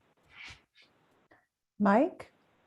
Yeah, I looked at the surveys yesterday, and I may not be remembering it correctly, but from what I saw in the surveys, I didn't see a lot to make me encouraged about staff support for returning to in-person education. I'm just wondering if policies of the state and the health authorities would approve in-person education, and our staff are reluctant to return to that. How will we reconcile that? Or am I making a problem where the one doesn't really exist? Well, I don't think one exists yet, but I understand what your comments are, Mike. If I can just put a little context around the employee population. I mean, we currently have from that survey, I think it was right around 90%, maybe a little bit more, of employees that had indicated that they've already been vaccinated, or plan to. So there's that piece. And I think if you look at the strategies, when we ask the question, what would make you feel more comfortable about coming back? Mandatory vaccines were there, ensuring a safe workplace was there. So those are general kinds of things that are part of our reopening plan, with the exception of the mandatory vaccinations, of course. But, nearly 70%, I think it was, of the student body had indicated that they had already, a little more than 70%, about 75% of the student population that answered the survey, mind you, indicated that they had been vaccinated already. And that for them also was a key thing that would make them feel more comfortable, is that if requiring that vaccination. So it's definitely something under consideration at this point, but it is a complicated issue with our student body in particular. Thanks. Yeah, you bet. I actually was interested in the surveys also. And one thing I noticed is that those three, the question around what would make you feel more comfortable, for students, it was like between 52 and 55% for all three choices: mandatory vaccinations, ensuring the campus is safe, and the state being at that low risk classification. And then the staff was actually between 60 and 62% for the first two.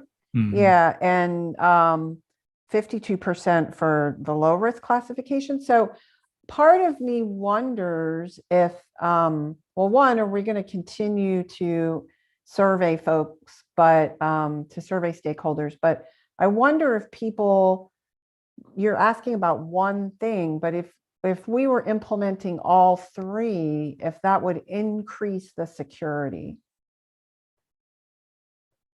And I know you don't have that data, but I'm just wondering about it. So yeah, I mean, one could intuit. I think that's a logical assumption that multiple approaches there, right? It's not an either or. If we have employed multiple ones, I think that adds layered senses of a safety around that, and wouldn't be a bad idea.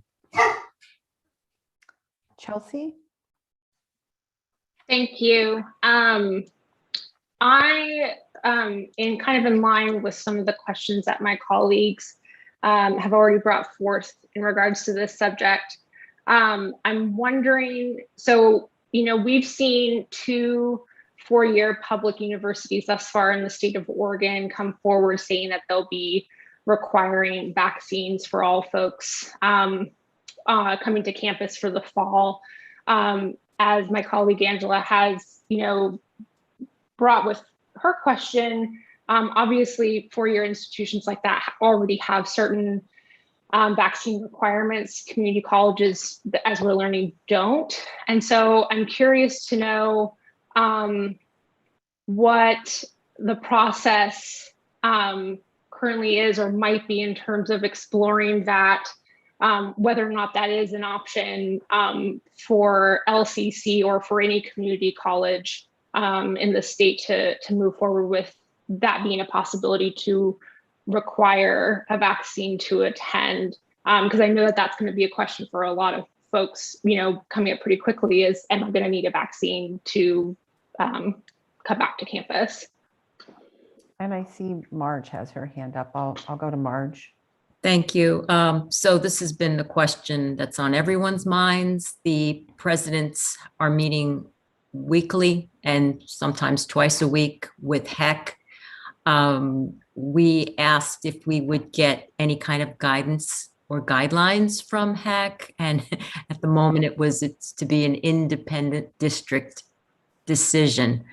We do not see a decision coming down from the governor's office. Of course, anything's possible. And quite frankly, no one wants to go first.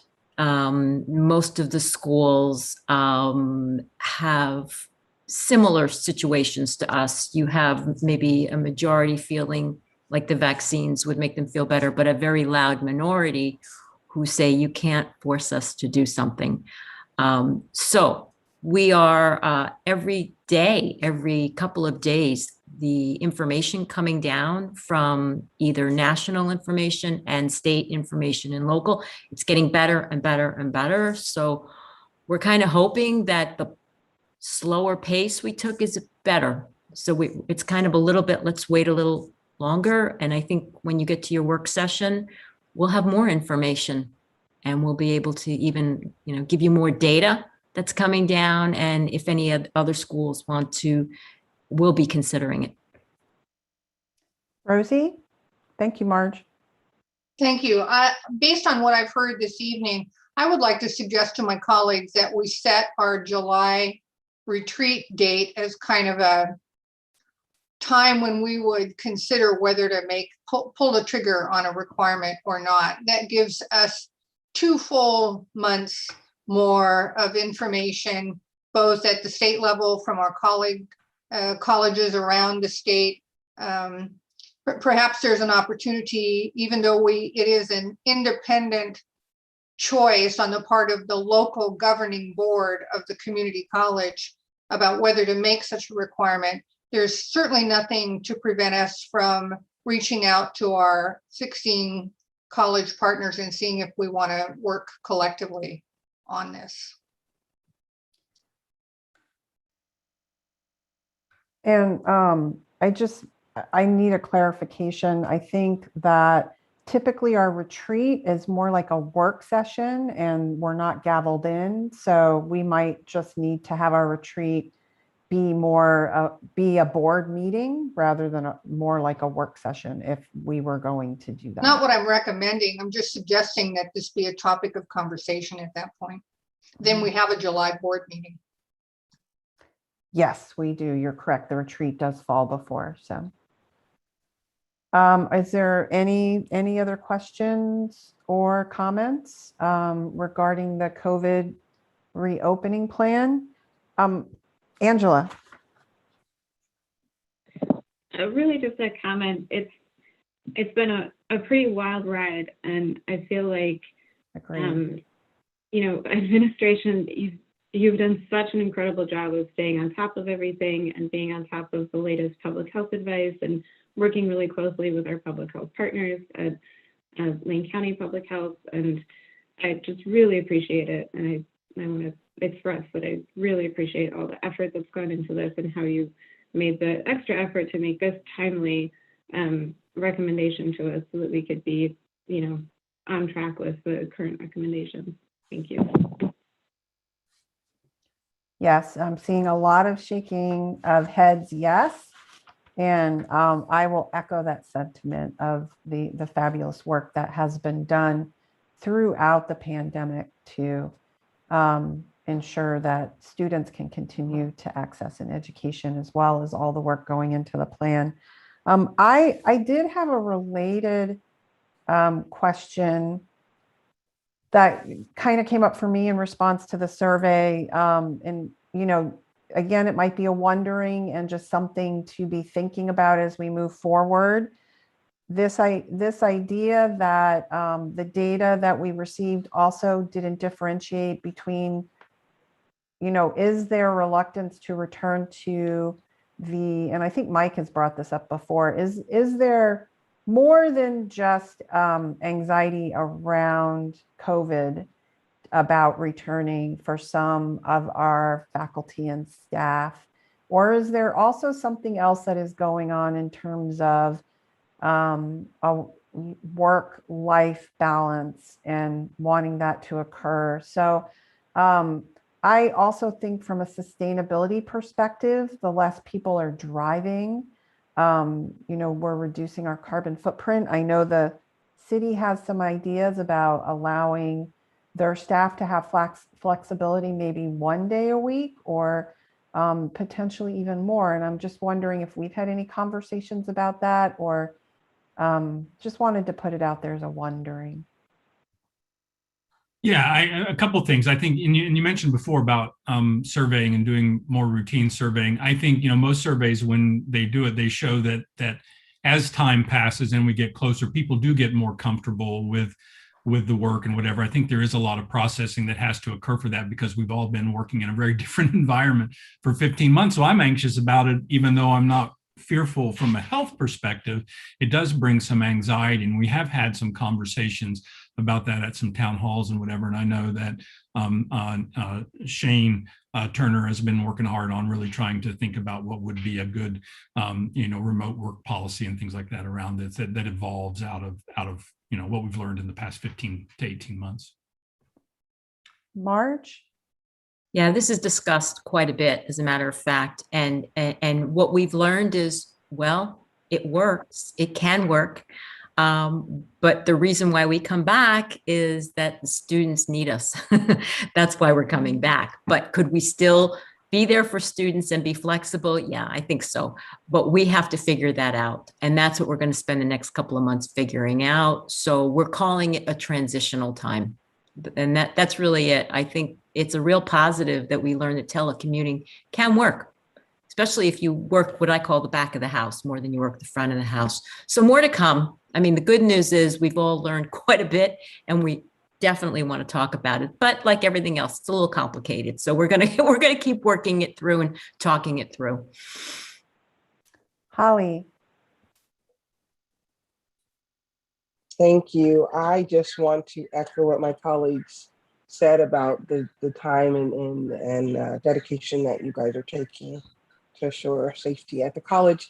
But I'm just curious if for those who are going through those transitions and have a high anxiety about returning and have other commitments and may not be able to return or may not feel comfortable to return, if we are considering increasing the amount of hybrid classes being offered, or if all classes are going to be offered in both platforms, both in person and for those who do not come back for whatever reasons, a hybrid option. So is that also being considered across the board for all programs or only specific programs? I'm just curious. Marge, thanks. Let's let Paul chip in. I didn't see his mute off yet, but I think the short answer is yes. It's absolutely, Paul, we're talking about how we're increasing hybrid, high flex.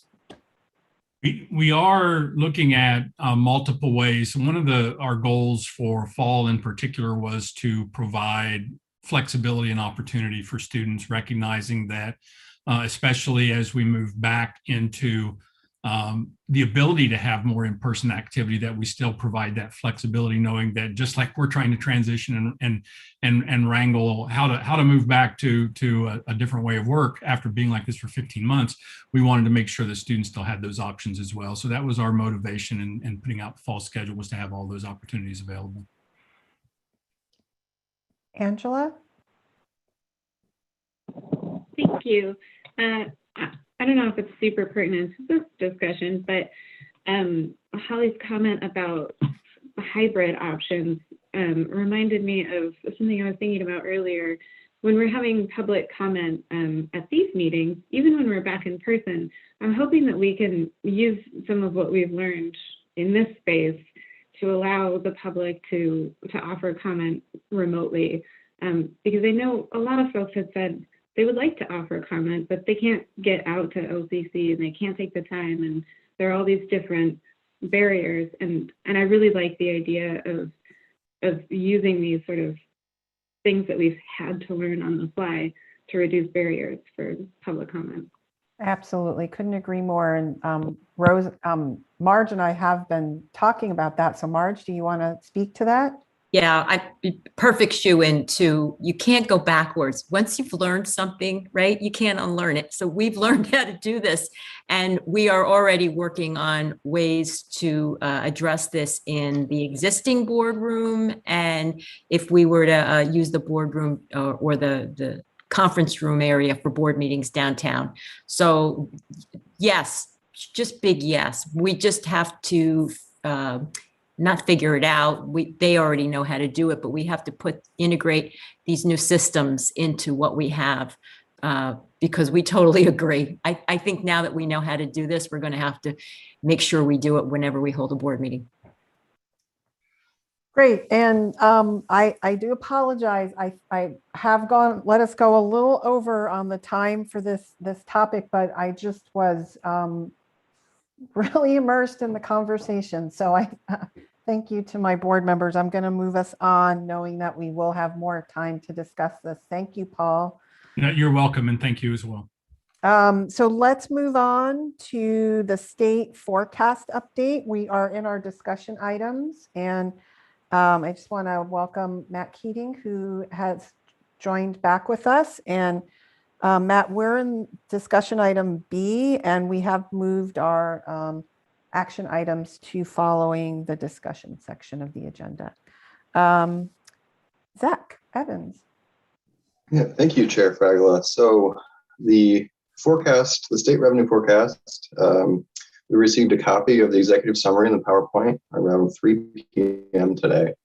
So I'm just going to share some highlights with the board. The first sentence of the executive summary: economic growth is surging as the pandemic wanes. So that's how the state started out their revenue forecast. They also stated that the outlook for near-term economic growth is the strongest in decades. Oregon's labor market is expected to return to full health during the upcoming 2021-2023 biennium. With that, they believe that the unemployment rate will return to near 4% in 2023. So strong economic indicators throughout so far. They said that currently incomes in Oregon are 20% higher than before COVID-19, thanks to mostly the federal stimulus money that's been coming into the state. And with this, they I liked one of the quotes from the February forecast talked about the unprecedented helicopter drop of federal aid, and that has continued to now impact this forecast. With that, they're projecting for 2019-2021 a personal kicker of $1.4 billion and a corporate kicker of $664 million. So with that in the presentation, I know I was talking to Brett earlier, and we're going to put some of this stuff in this information into the library in board docs. And one of the last slides of their PowerPoint presentation shows what an estimated kicker could be for an individual in Oregon. So with that, they also touted at the end of the presentation that sizable reserves remain in the state budget, given with the Education Stability Fund, the Rainy Day Fund, and the General Fund ending fund balance. So those are some of the highlights from the state revenue forecast today. Great. And so did I hear you say you were going to share that slideshow with us, or a summary of it? Yeah, we can post all three there. So we can post the executive summary and the PowerPoint into the board docs library. Thank you very much. Okay, are there any questions for Zach? I did just want a clarification. The kicker for the businesses, I know, does not get sent to businesses. It goes to education. Is that only K-12 and community colleges are not included? Am I correct? That is correct. It does, but any large contribution, I believe they said it was around $680 million, which was the forecast to go to the state school fund. Anytime that much revenue goes into the state school fund, it helps the legislature's ability to move the rest of the general fund revenue around. Mike? So does this mean I can take down my background to 702 million and just count on that happening, or do we have a sense of it? Brett? Go ahead, Brett. keep it up, Mike, for about 6 more weeks. All right. We're very optimistic. The governor has called on all state budgets to get funded at base levels. Now, keep in mind, though, that the legislature doesn't consider 702 to be our base level. That's what we consider to be our current service base level. So we do need to get a little boost to finish at 702. I don't expect that they would go much greater than 702, even though they have a lot of new revenue. The forecast for budgets looking outwards still includes some budget deficits 2, 4, 6 years out. And so anything that they would add to what would be considered roll-up costs, which would be general fund support for us, those are roll-up costs that they're trying to avoid. So I think they're likely to look for one-time investments that they can make. Any other questions about the state forecast update? Okay, so I'm going to move us on to the community benefits agreement update. And so I had actually requested that this be added to the agenda. That was mostly as an opportunity to follow up on some of the suggestions that Mike had made at our, I think it was the work session, it might have been the previous board meeting. And he had asked for more information about what the county was doing. And I did follow up on some of those things. And there is some information here that is about what the county has been doing in terms of their community benefits agreement. They are using something called a community benefits bidding process where they are pre-qualifying contractors. That wasn't exactly the information that Mike shared or requested. But I was able to find out information just in a communication from Sean Waite, who is their projects coordinator or manager. And he did inform me that both of the buildings or projects that they have used their community benefits agreement process on came in under bid $300,000 to $600,000. And so that they are having great success with the community benefits approach. And even though they set their cap at $1 million originally, the staff is planning to go back to the commissioners very soon and request that threshold to be reduced to 500,000. And so I know many of you have heard me say frequently that I've thought that the $500,000 threshold was a good level for the college as well, based on the variety of projects that we have. I also included something regarding Senate Bill 420, which interestingly enough was in a work session today in the House. That is being, that Senate bill passed the Senate. It was started by Senator Manning at the request of Joe Berney. And it would actually, if it becomes a law, would allow us to more specifically under a CBA focus our hiring or purchasing locally when possible. It would restrict some of the complications or reduce some of the barriers that we have heard provided to us as guidance under the current ORS. So I did want to bring this information and have a discussion about it tonight.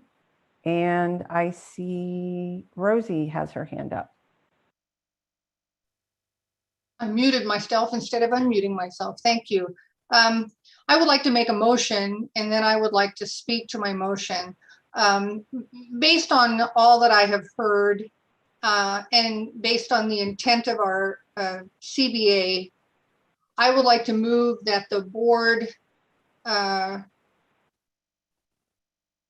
require administration to apply the CBA agreement expectations requirements, whatever they are, to projects of $500,000 or more.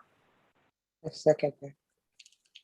Okay, so we have a motion by Rosie and seconded by Holly to amend the CBA to include a threshold of 500,000.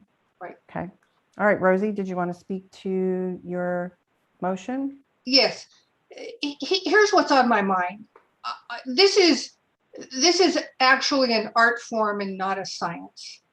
And we have the ability to be flexible as a Board of Education in terms of the policy guidelines that we establish for the president and for administration in applying the expectations that we've outlined in our CBA.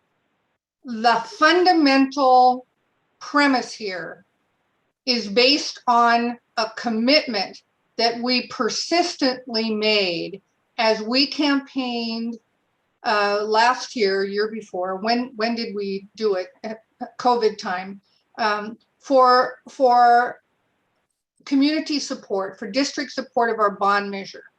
We said we will do all that we possibly can to ensure that bond funds go to local businesses and local taxpayers. And I am struggling over the fact that we are being somewhat unsuccessful with that. So I think we need to put a little pressure on as a board and raise our level of expectations of administration that this attention to local businesses and local taxpayers be enhanced. And that's why I suggest we go ahead and lower the threshold to 500,000. I'm encouraged to hear that the county has the same reaction. Their staff has found that it's not inhibiting bidders. So let's do all we can to try to encourage local businesses and local taxpayers to receive some benefit from the investment they're making in Lane Community College. Angela? Oh, I'm sorry. I'm going to go to Holly, who seconded the motion. Holly, did you want to speak to the motion? No. Okay, thank you. Angela? Well, thank you. At first, I was thinking of offering an amendment, but I don't know that it's that would be useful. I guess my only concern or question is that that we proceed with community benefits agreements just within the confines of the current state law. And I suppose that's probably implied by any motion that we make that we're not passing a resolution to violate state law. So I don't know that it needs to be added. But I'm encouraged to hear that it's possible that we'll have a little bit more latitude based on what's going on in the current legislature, and that could really help us achieve some of the goals that we're striving for with this. So I'll leave my comment there, and if anybody feels like it's important to sort of add that language, I don't really know. Thank you. Thanks, Angela. Mike? Mike, you want to go ahead and unmute yourself? Thank you.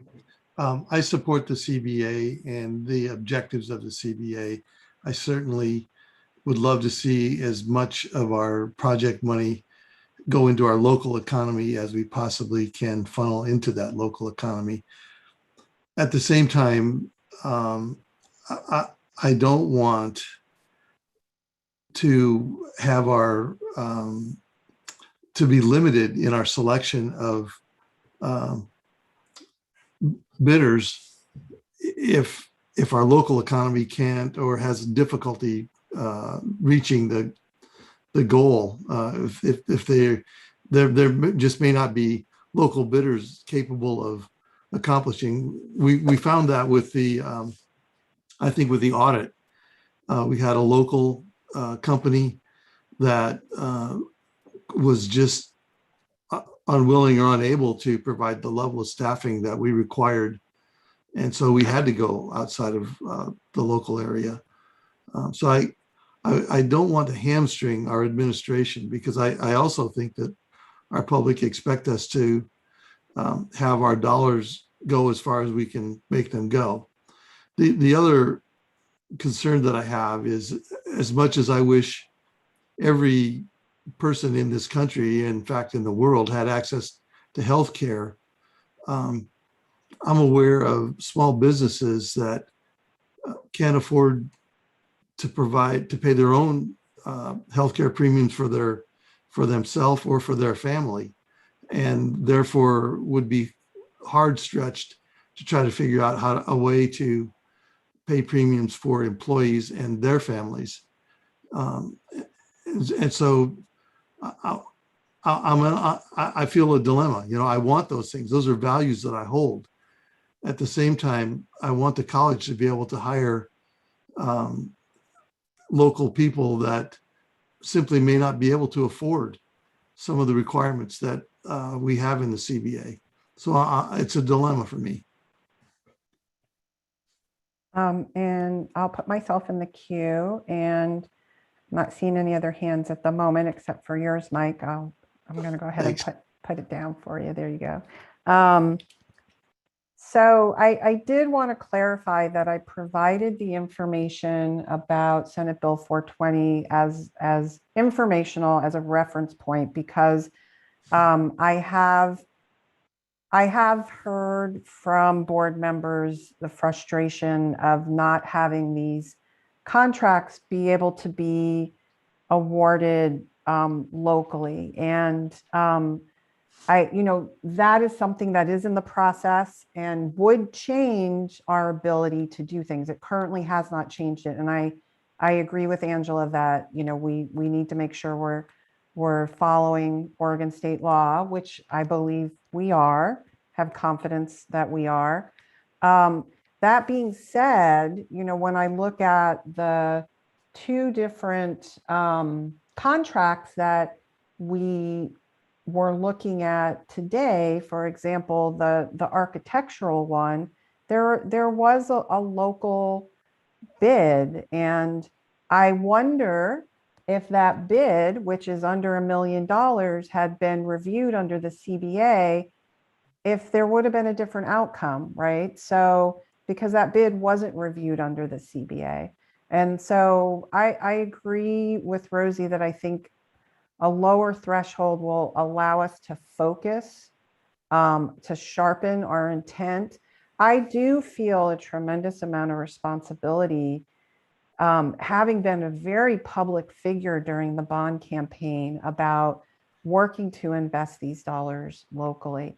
And, that being said, of course, if there is not the appropriate contractor locally, then we don't have that option. For example, the seismic grant project, that company is going to hire a lot of local employees, right? A lot of their workforce will come locally, and that is important to me, that their workforce will be local. So, but I do, and I have supported the threshold of 500,000 for many reasons.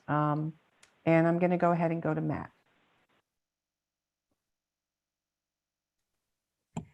Thanks, Chair. It's welcome to hear this conversation, and I support it. I only wonder if there's a need for a date-specific start time if there are currently RFPs out for bid, so we don't move the goalpost for something that's happening right now. Good observation. So I'm not sure if Michael Blade should take that, or if Tom Goodhue should take that. Either of you want to provide some input on if a start date would be appropriate if we do pass this? Tom Goodhue here. I think we can move forward with, currently we don't have any RFPs posted. We're about to, but we're waiting a little bit to hear the outcome of this. still signing some contracts as you approved to today. Those would not be more applied. I don't know that it would make any difference, but so I think if you know, as of this meeting, I think we can work with that unless Michael has other thoughts. No, I'm glad you went first, because I would have said, you know, for the things that are in the queue, we probably don't want to try to apply this retroactively, but it sounds like there aren't any. So I think we can probably go forward from here. Great. Thank you for identifying that, Matt, and for that response. Rosie? Thank you. The reason I called this whole process an art rather than a science is I think the board has got to stay somewhat engaged in this and monitor this with good information from our president and from Tom and so forth, so that we can moderate if in fact we begin to feel as if the way that we may be implementing our CBA is counterproductive to the desired outcome, then we can make adjustments as we go forward. And I think that's the approach we should take. I'm recommending we lower the threshold because it sounds as if that will not be particularly counterproductive. The only data we have, the only hard data we have, has come from Lane County's experience applying it to jobs that, or bids that were $500,000 or more without a negative experience. So, I mean, I just think we need to be fluid and flexible as a board, and we need to stay in touch with the process. Rosie, are there any other comments or questions from the board? Mike? I'd just like to thank Rosie for the comment, and I plan to vote in favor of the motion. Okay. Rosie, did you have another comment or old hand? Okay, great, thank you. All right, I'm going to go ahead and not seeing any other raised hands. Excuse me, I am going to ask Donna to take the roll. We have a motion to amend the CBA to apply a threshold of 500,000. And does that capture, Rosie, what you said, or? Okay, thank you. And it sounds like our effective start date, it would be okay for it to be this evening because there's no RFPs. Thank you, Tom. All right, Donna? Okay, Holly Johnson. Aye. Angela Van Kraus. Aye. Mike Eister. Aye. Matt Keating. Aye. Chelsea Jennings. Aye. Rosie Pryor. Aye. Lisa Fragola. Aye, and that passes unanimously. All right, so I know we've been taking actions, but we're going to officially move on to our action section of the agenda. We have 3 items that were pulled from the consent agenda that are part of this section of our agenda. And the first one is, I'm just going to go ahead and repeat the 3 that were pulled, and we'll start with them in alphabetical order. So we pulled F, student activity fee, G, board OCCA board policy 2345, public participation, and M, LCC board policy 510, board duties and responsibilities. So let's go ahead and start with student activity fee. And I am going to see if we can start with a motion. The way Robert's Rules works is that typically you have a motion and then you have discussion. And so I'd like to try that out for these action items tonight. So I see Rosie. And I'm not muted, so I would like to move that the board approve the recommended student activity fee, which has been set at $63.07 per term for 2020 2021-2022. Second. Okay, so moved by Rosie, seconded by Matt. And Rosie, would you like to speak to your motion? Yes, please. My logic in recommending that the board adopt the proposal is I don't think the board should dive into the details of the specific recommendation that's been submitted tonight. I'm satisfied that a lot of thought has gone into this, both on the part of students and on the part of administration, for good reasons on the part of both. What I think the board may want to do going forward is just ensure that the process works as smoothly as possible, works as it is intended to work going forward. So I don't think it's the time to dive into the specifics.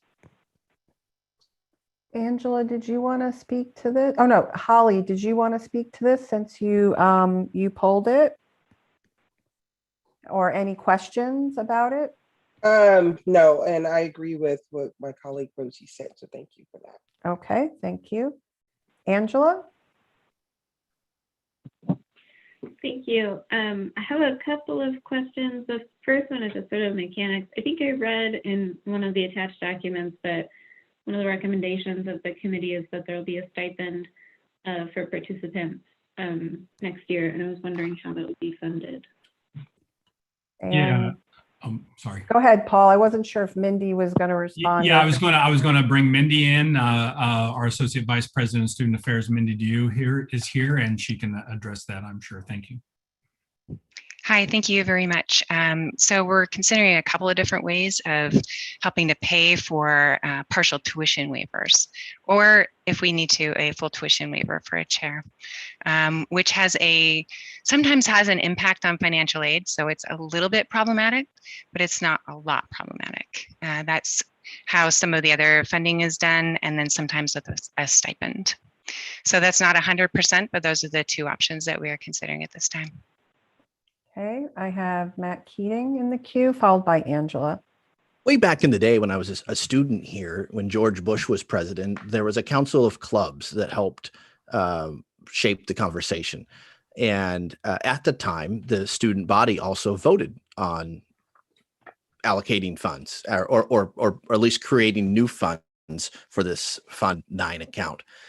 Is there still a council of clubs that provides feedback, or what is the body, the oversight body of students that make up the newly crafted, I say new as in within the last 3 or 4 years, or 2 or 3 years, committee that takes in public input and brings the suggestions finally to the board? I think I can answer that one as well. Most of the positions are elected. If you look at the COPS policy, the SAFC membership has a non-voting chair. The Student Life and Leadership Director is a non-voting advisor. There are 2 student government selected representatives. There are 2 representatives from the unions. There are 2, and that's MECHA, BSU, NASA, GSA, and APISU. There are 2 student representatives from other fee-receiving groups, 1 student representative from Council of Clubs, which does still exist, and 4 at-large student representatives. Okay, great, thanks. And if I could do a quick follow-up, does every club that receives some semblance of funding have an opportunity to kind of make their case and communicate with this oversight body? Yes, they are required to do so, as a matter of fact. They discuss their budgets every year, and they give a narrative on what they've done the year previous. I believe that all of the people who are coming in for funding also, they have to answer the same questions as everybody else. And they have a representative sent each time. That's great. Thank you. Mm-hmm. Angela? Thank you. So having heard a lot of public testimonies this evening on the topic, and having read some communications in advance on the topic. I'm curious about so many things, and I don't think that I guess I'm wondering, is the original recommendation from the Student Activity Fee Committee, did it fund groups at the level that they requested? Or does the new version fund groups at the level that they requested where there were changes? Mandy? Thank you. I do believe that there is a comparison available between this last year, and then the proposed one for next year. And in the discussion in the SAFC executive summary, each of the organizations, whether they were increased or decreased, does have a discussion in the executive summary, and then the rationale for each increase or decrease. There were 2 appeals, both by APISU and the Torch, for the original proposal. To be clear, Angela, there were several programs or clubs that received less funding than they requested in the original recommendation that came from SAFC, and there were a few that received more. And I'm seeing that now. Not more than they requested, but more than last year. I think, I guess, what I'm hoping is that not now at this meeting, but at a future point, although hopefully soon, we can take some time to review the existing board policy on the subject. And then I believe it's appropriate for us to also review the COPS policy alignment with the board policy. And I'd like to suggest that we do that before the next cycle, just as a sort of process check, because what I'm hearing is that folks felt that the process didn't work for them. It doesn't look to me like this final outcome that we're voting on tonight. I'm going to support it. It seems appropriate. But I would like to review our policies and sort of how they interact and whether they're aligned.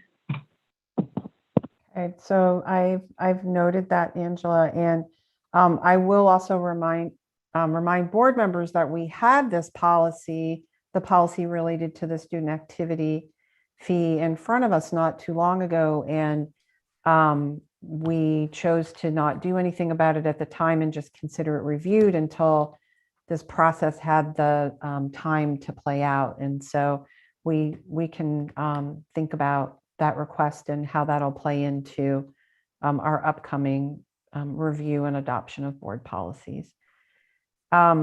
Michael Blade, I am wondering if you can weigh in on the board's relationship to COPS and what our role is in or our relationship is to COPS, and just remind us what COPS is. COPS they're basically the administrative procedures of the college. There are policies in there too. We're dealing with that issue now, trying to get the nomenclature all in line. I'd like to see them all called procedures. As far as whether you certainly can look at COPS and suggest changes. And the COPS are administrative procedures that are usually implemented by the college and the administration and shared governance. And I would also just point out that part of this process has been defined by a court case, this court settlement. So the board, while it has broad authority to do a lot of things, you're going to be constrained a little bit on what you do by the terms of that settlement. So while we can nibble around some edges, there are going to be some things we just can't do. And so, you certainly can look at COPS, make suggestions, make sure that COPS isn't at odds with the board policy, make sure that, you know, that it's a smooth transition from a board policy to administrative procedure. That would be totally within the board's purview. Okay, thank you for that information.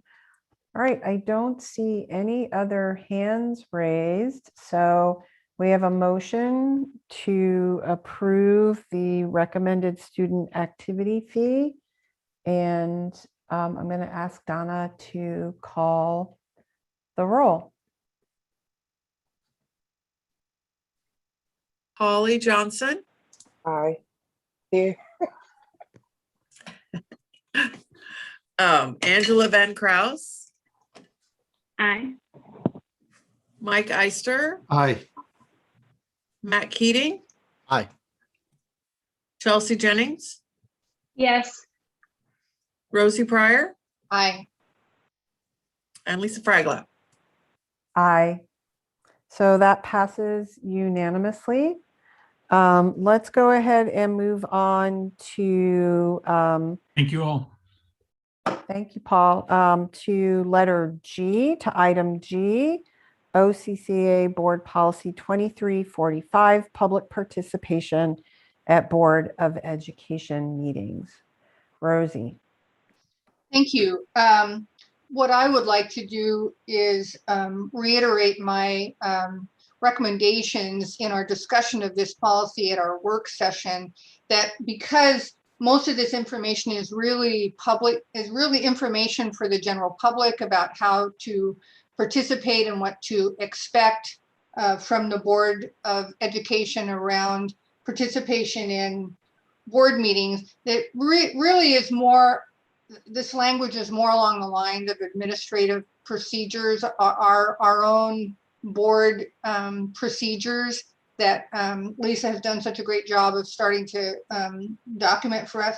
I would like to suggest that rather than adopt this as a board policy, that we memorialize this language in our procedures, and that we request administration to put a lot of this information front and center on the college website, so that individuals who are interested in participating in board meetings kind of have the how to do it information. So Rosie, do you have a motion that you're making? Do I need to make a motion if we're No, not we can going to? go, we can go ahead and discuss it. I just was going to try. I don't have a motion because I'm not recommending that we adopt it as a policy. I'm just suggesting that we put it in our, I think it's helpful to future boards to sort of have this background about how we've organized ourselves around public participation. But to me, it does not rise to the level of a policy. Okay. Matt? The proposed policy references board policy 320, but the crosswalk says that OCCA has a policy, LCC does not. Does board policy 320, this is a question directly for Rosie, if that's okay. Rosie, in your opinion, since we've been operating with board policy 320 about public participation, that is sufficient, and in that policy, perhaps we reference an operating agreement that fleshes out more of the details as to how the public may participate? I don't have 320 in front of me, Matt, so I don't. 320 is remember referenced. what it says. It's referenced at the bottom of this proposed 2345. Yeah, I see that. It's just yeah. that I don't have 320. I don't have the language of 320 in front of me in order to tell you that that's sufficient. So I can tell you that 320 basically directs us not to, it's the board policy that I reference when we do public input, that the board does not respond to the public comment, but refers matters to the president. And so so that's pretty narrow. I'm not sure it's germane to whether or not this other language rises to the level of a policy or not. Okay.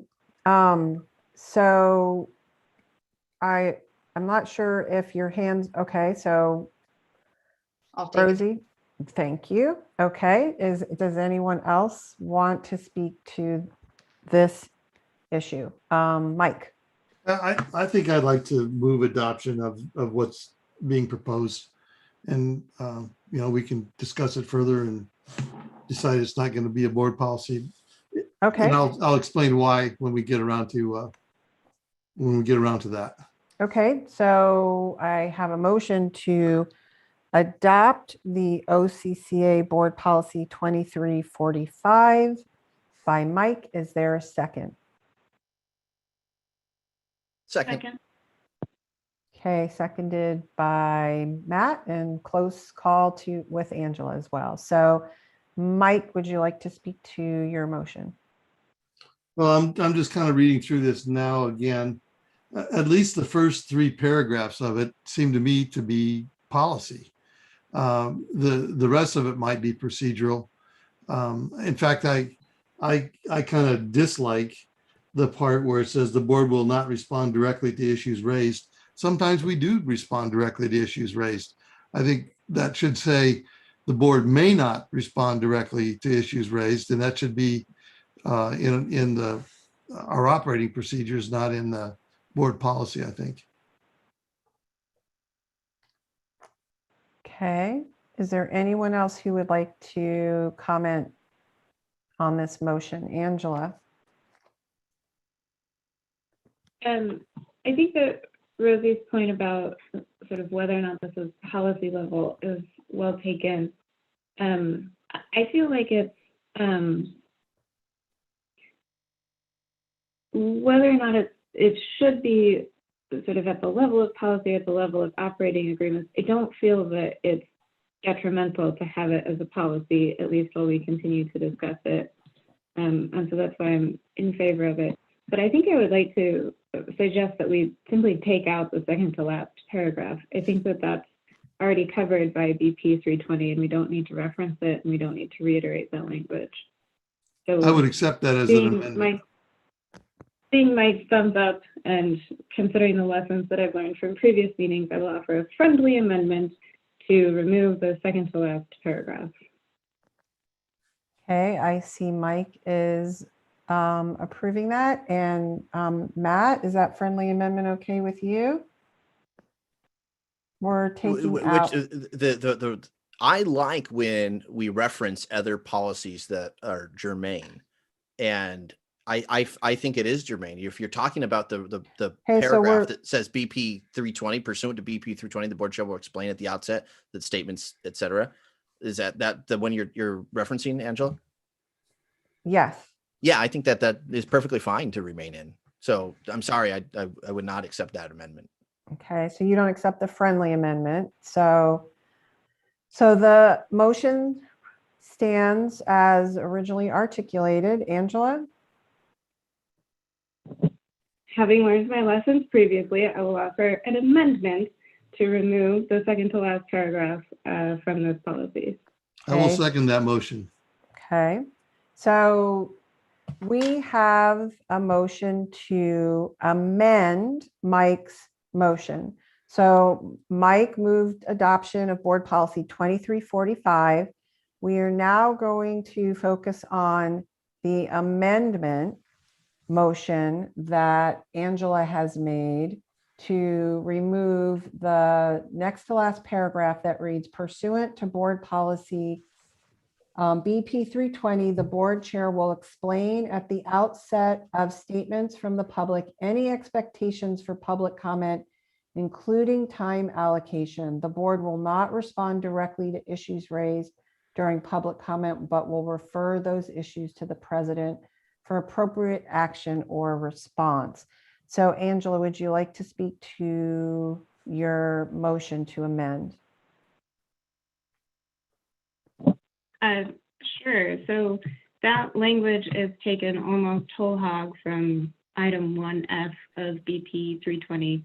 So I feel like it's sufficiently covered already elsewhere and doesn't need to be written again in this policy. That is all. Mike? To me, it's more of an operating procedure than a policy. And secondly, we don't do what it says. We have to have something in writing that is at least congruent with our actions or change our actions, one of the two. Okay. Matt? Yeah, with respect, I think we do operate by this policy. We refrain from speaking directly to folks who provide testimony, but it does not limit us to ask administration for follow-up, or it doesn't limit us, as I did during the budget meeting today, for asking for clarification. That's not engaging in a conversation with the public about something we haven't provided notice for. And I understand that it already exists in BP 320, but at the whole onset of this entire conversation, when we were rolling out more than a year ago, OCCA policies, and we came to an agreement that there was going to be crossover and we were going to maintain a semblance of lane policies while adopting OCCA policies. I advocated then, and I'll continue to advocate now, that anytime that there are policies that there's overlap or reference, or it's germane to reference an existing policy, I think it's entirely healthy for the layperson who's reading through our policies to see where they are connected. I'm going to support keeping it intact the way it is. Chelsea? I'd like to call the question. Okay, so that is, let me see if I can get all the details. That is not debatable, and it doesn't need no, it does need a second. Second. I'll second it. Okay, great. We have a second and it's not debatable, and we need a 2/3 majority of the board to call the question. So In debate, right, Chair Fragola? yes. Thank you. So we are going to take the roll call. And so now what we're voting on is to end debate. So you may vote yes to end debate, or you may vote no to continue this conversation. Donna? Holly Johnson, No. Angela Van Kraus, Aye. Mike Eister, Aye. Matt Keating, Aye. Chelsea Jennings, Aye. Rosie Pryor, Aye. Lisa Fragola. Aye. Okay, so we have closed debate, and now we are going to vote on the motion to amend. So Angela made a motion to remove that next to last paragraph, which I pulled, which I read, and a yes vote will remove it from the motion, and we'll go back to the original motion. Then a no vote will leave it in the motion. Okay. Donna, you want to call the roll? Hey, Holly Johnson, Aye. Angela Van Kraus, Aye. Mike Eister, Aye. Matt Keating, Nay. Chelsea Jennings, Yes. Rosie Pryor, Aye. Lisa Fragola. Aye. That motion passes with one dissenting.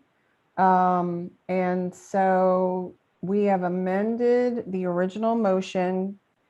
The original motion is to adopt Board Policy 2345, which is now amended to remove that paragraph. Is there any conversation on the original motion to adopt Board Policy 2345?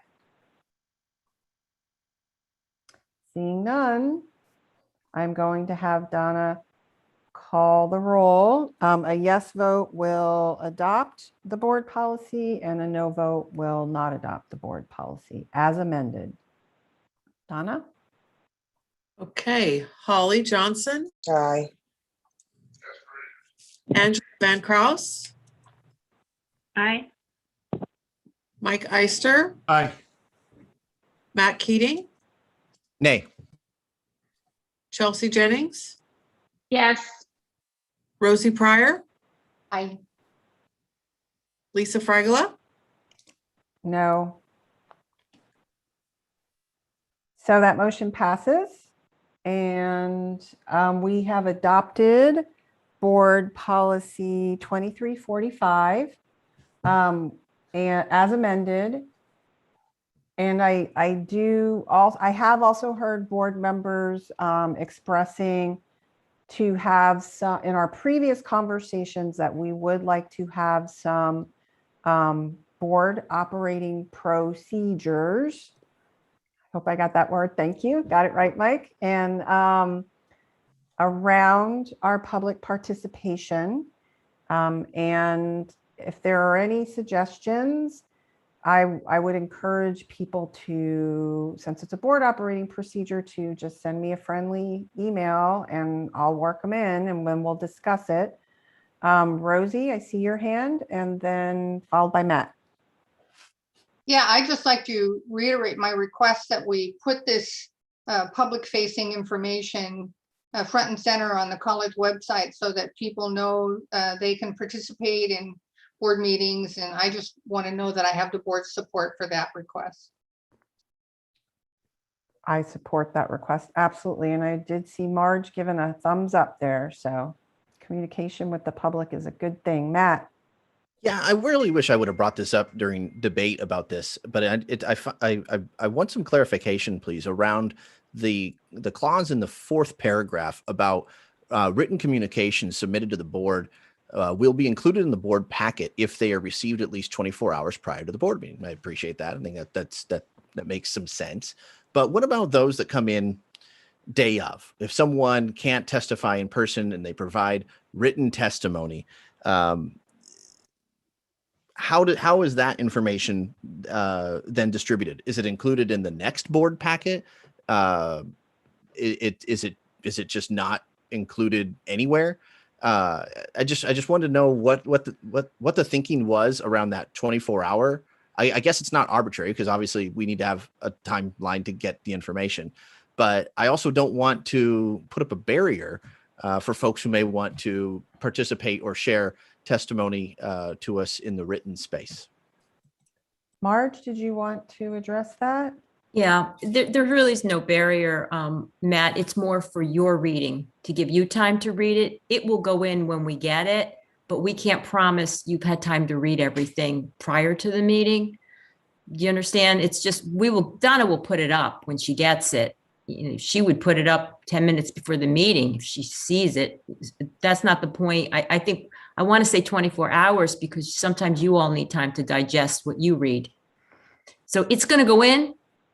But generally, your packet's 3 days before. In reality, we try to get it to you the Friday before. So that's when you see everything. But you know, we've added things as they come in because we had to. We didn't have something. And my understanding also is that we also, if Donna has received something, she'll send it directly to us as well. She has shared things with us in the past. So we will certainly receive all information that has been provided. Rosie. Well, Matt, think back to when we were meeting in person. Lots of people walked up to the board table and systematically handed each of us a copy of their comments for the evening. The real issue from my perspective is that at least one copy of anything that's provided to the board in a board meeting needs to go into the public record that Donna keeps of that board meeting. So I'm not quite sure what the process for that has historically been, but I know we've worked hard to make sure Donna always got one of everything that came floating up to the board in a person-to-person board meeting. Mike? I'm on to item M, or yeah, the next item. So Okay, all right. So I'm going to move us there. well, in that case, So I just wanted to check. So did anybody have any final comments on this last one? We have passed it. So open to receiving your feedback about operating procedures. So let's move on to board policy 510. This is LCC board policy 510, board duties and responsibilities. Mike. I guess I'm puzzled why this was even on the agenda, because if I read this right, it says we said we want to defer this till our June meeting. And since it's not June, why don't we just wait until June? I don't know if that is an error to refer it to June. Where does it say that? Under background. So We were going to defer OCCA BP 2431 to June and discuss this one now. So The board, OCCA 2431 was supposed to replace this, but we said, no, we don't want to replace it. We want to talk about both. We'll defer the other one. So Right. it seems like, I'm sorry. so I'm going to go ahead and let Michael Blade clarify what happened. There was a board policy 2431, and then there's the board, which is the OCCA board policy, and then there's the LCC board policy 510. Michael Blade, would you clarify, please? Yeah, so you're exactly right. We had a board policy 2431, which was totally related to the selection of the president. Trustee Van Kraus asked that we defer that one to the June work session.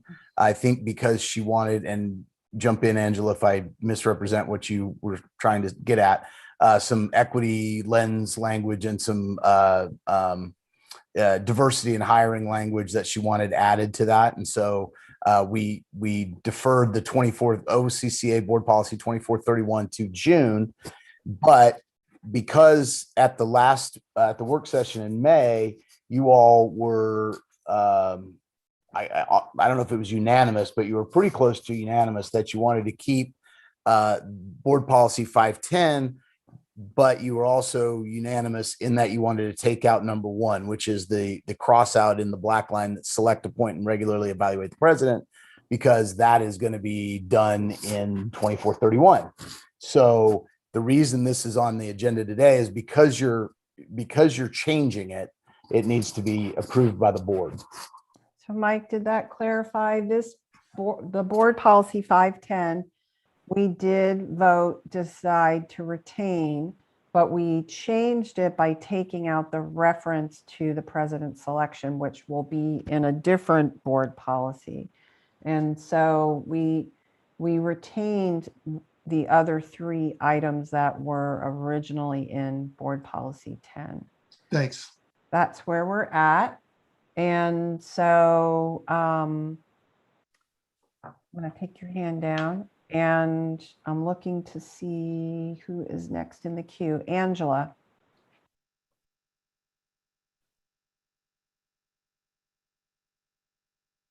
Oh, I have sorts of PDFs open to try to figure out which thing I'm looking at. Thank you.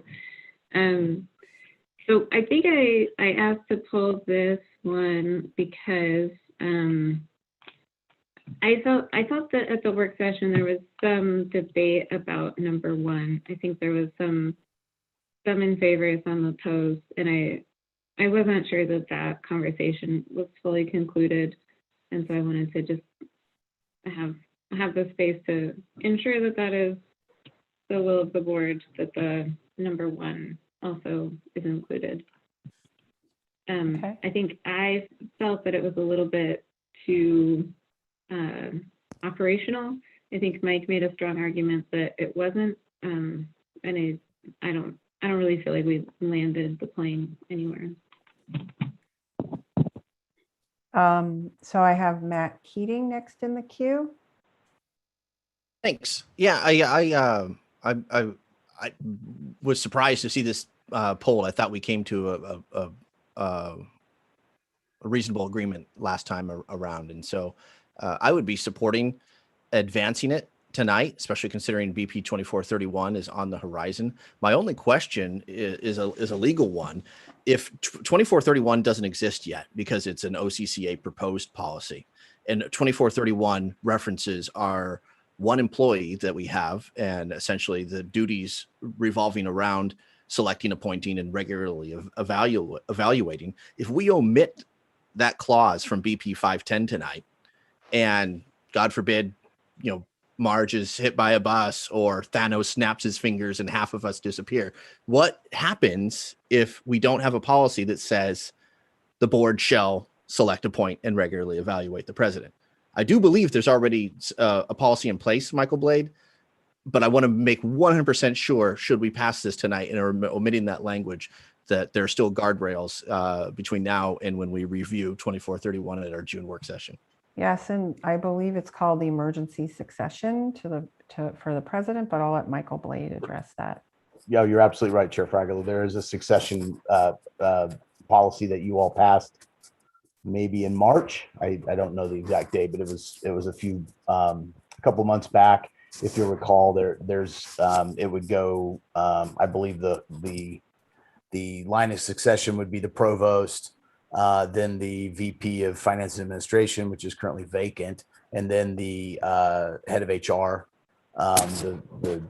So it would be Paul and then Shane. So I guess we could be in trouble if we had a situation where somehow Marge, Paul, and Shane all were incapacitated in some way. But I suspect that we could have an emergency board meeting and appoint somebody in the interim until we could find a new president. Okay, great. Thank you. So Marvel references aside, Michael Blade, your advice to us tonight is to pass BP 510 as amended without that first select, appoint, and regularly evaluate clause. Yes, and I just to Angela's point earlier, I really think that the debate was around number 2, which is on the black line is currently number 1. Ensure the college is organizing staff to reflect its mission, size, and complexity. That was the one that people were. I think it started out the debate started out as we should get rid of that one as well. And I think Mike Eister and maybe two other folks, said that they wanted to keep it. Number 1 was unanimous. I feel fairly confident in my recollection. Yeah. I think Chair Fragler and I went over that as well. Thanks, Michael. I'd put myself in the camp to keep it too. Okay, so thank you for the clarification. We're prepared if Thanos snaps his fingers, and you're welcome. I got that reference. I do have myself in the queue.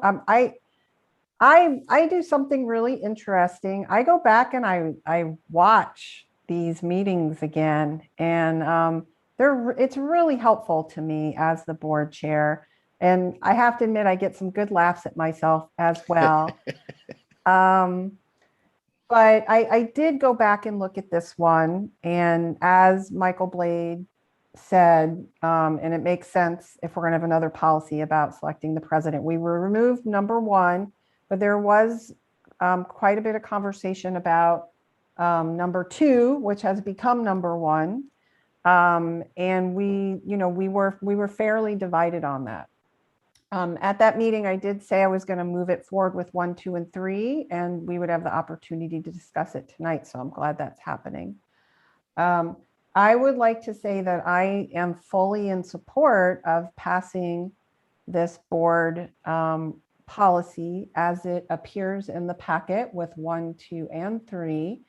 I do believe that number 1 does not get into procedural conversations about who to hire and who does what job.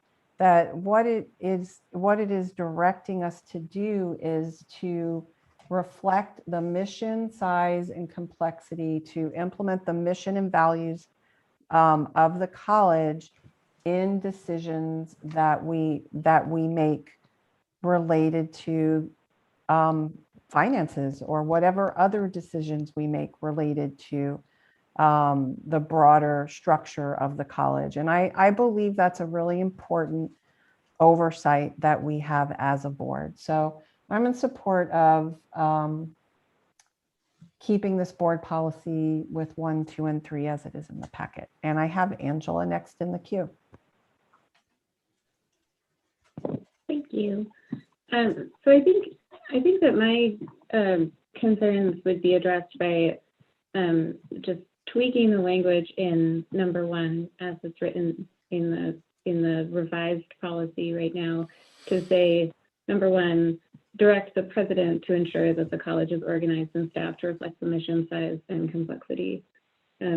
So I'd like to move that we adopt this policy with that adjustment.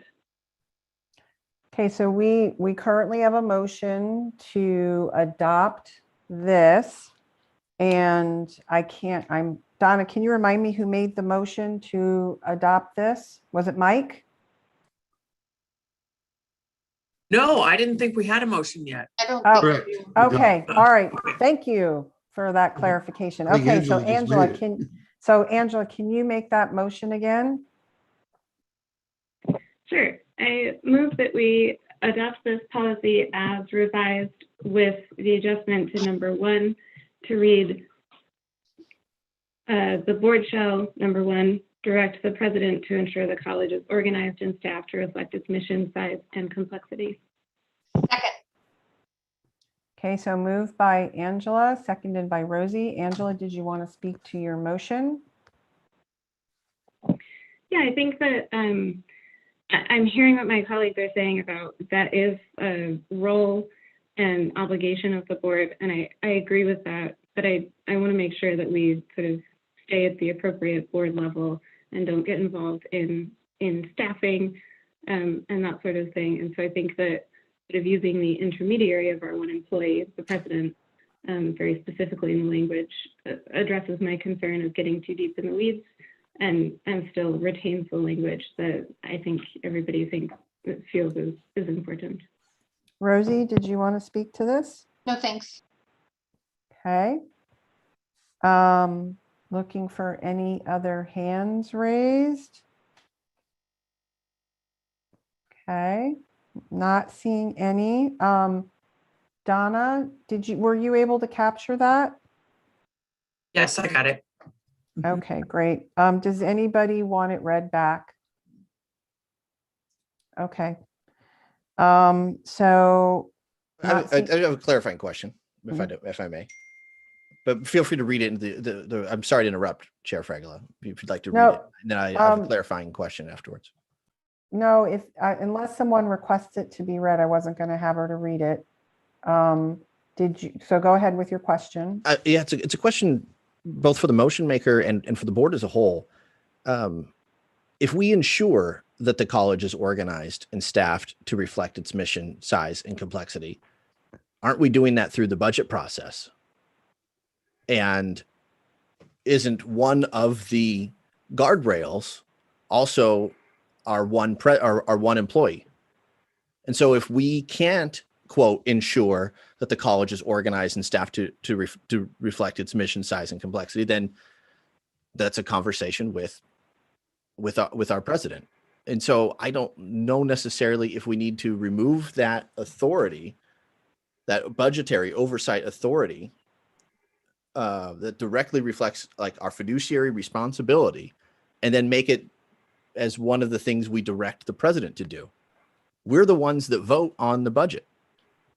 So, I think Lisa, that okay, as I'm asking a clarifying question, I think I'm actually. Who are you asking? Who are you asking? I'm asking for clarification from the motion maker, please. Okay, all right. So, Angela, did you have a response to that clarifying question?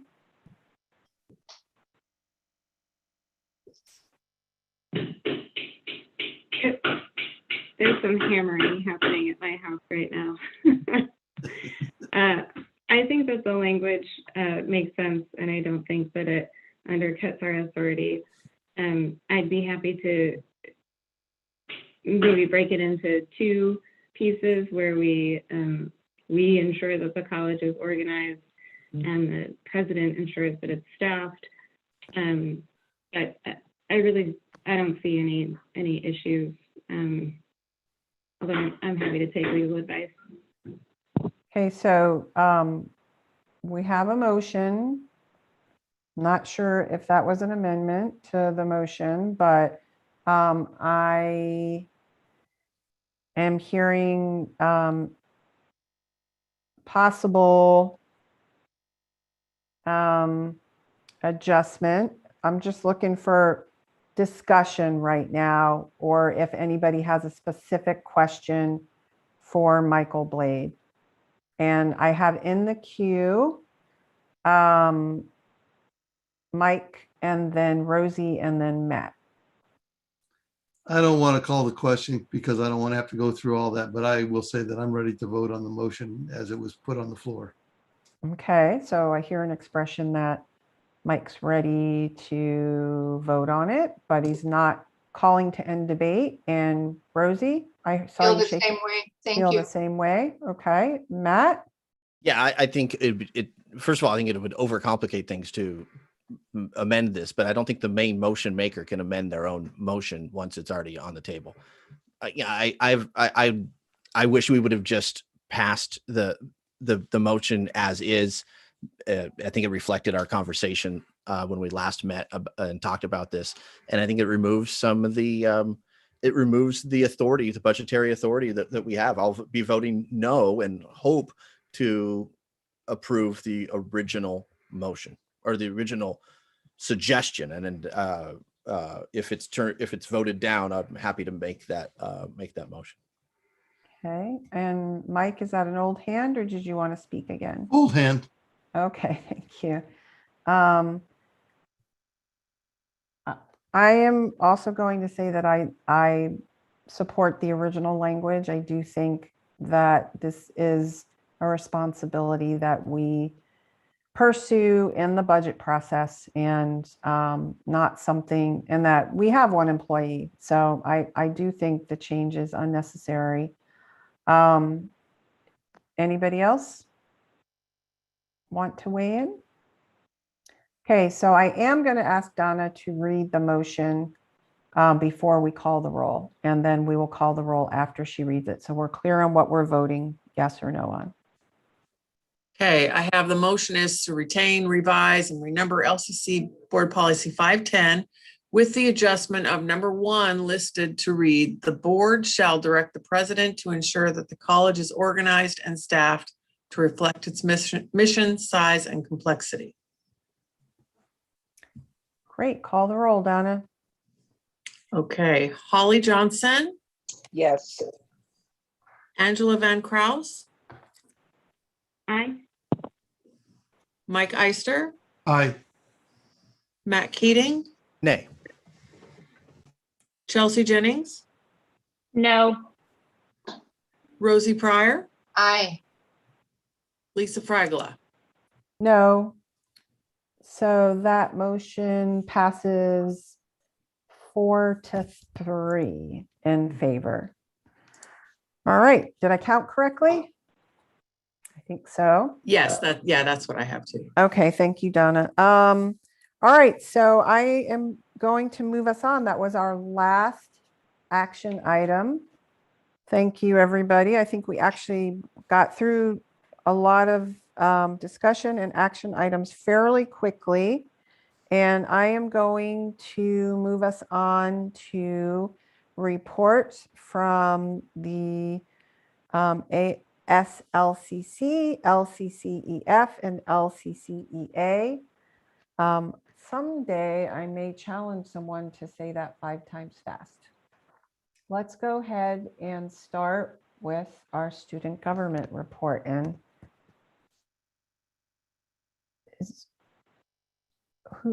who's here to do the student government? Okay, great. Thank you. Thank you, Chair Fragola. Greetings, members of the Board of Education and President Hamilton. My name is Shauna Weiland. I'm the Vice President for the Lane SGA, and I use he, him, his pronouns.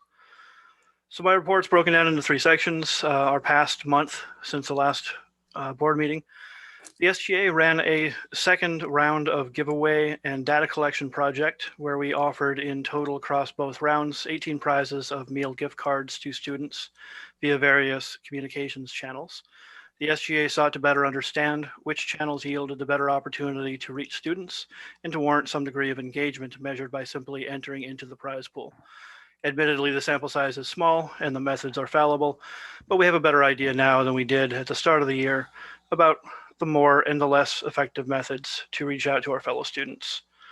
Two senators are each running projects of their own this month. One that is attempting an online talent show with prizes and primarily social media outreach. The other is a student book exchange database that should help Lane students avoid some of the challenges surrounding using a book once and having poor options to recoup book costs at the end of the year or term and buying books at full retail prices. The governing document subcommittees has largely completed their work to update our Constitution and our bylaws. The Constitution now awaits ratification by vote of the student body that will occur during the elections that will wrap up on June 1st. The bylaws have a final vote with the SGA Senate to complete some minor housekeeping changes, but are for the most part already ratified. We recognize a myriad of adjustments that should help future SGA groups to stumble less than we did this year.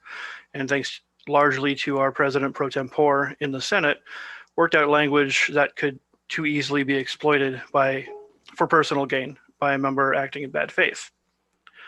3 SGA members completed their work in the Student Activity Fee Committee, and we're proud to present a well-considered proposal to President Hamilton after the 9 students working on the committee worked all winter and part of the spring term to come to that end result.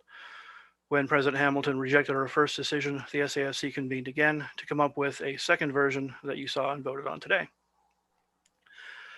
The plans for the rest of our year of school, the SGA has 2 public Senate meetings remaining before our terms of service complete this year. For the remaining weeks, we are working on transition documents to offer lessons learned to future SGA members. Also, we're working to promote the SGA and SAFC elections.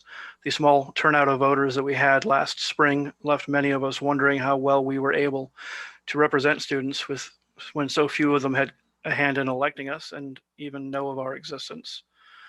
The executive team hope to roll out some incentive programs in the coming weeks to help promote the elections further, and we'll also bring a proposal to the Senate to try and add funding to the GEAR grant that closely resembles a student assistance fund that was run by the SGA from last spring through the fall term for students that need help during our COVID restrictions.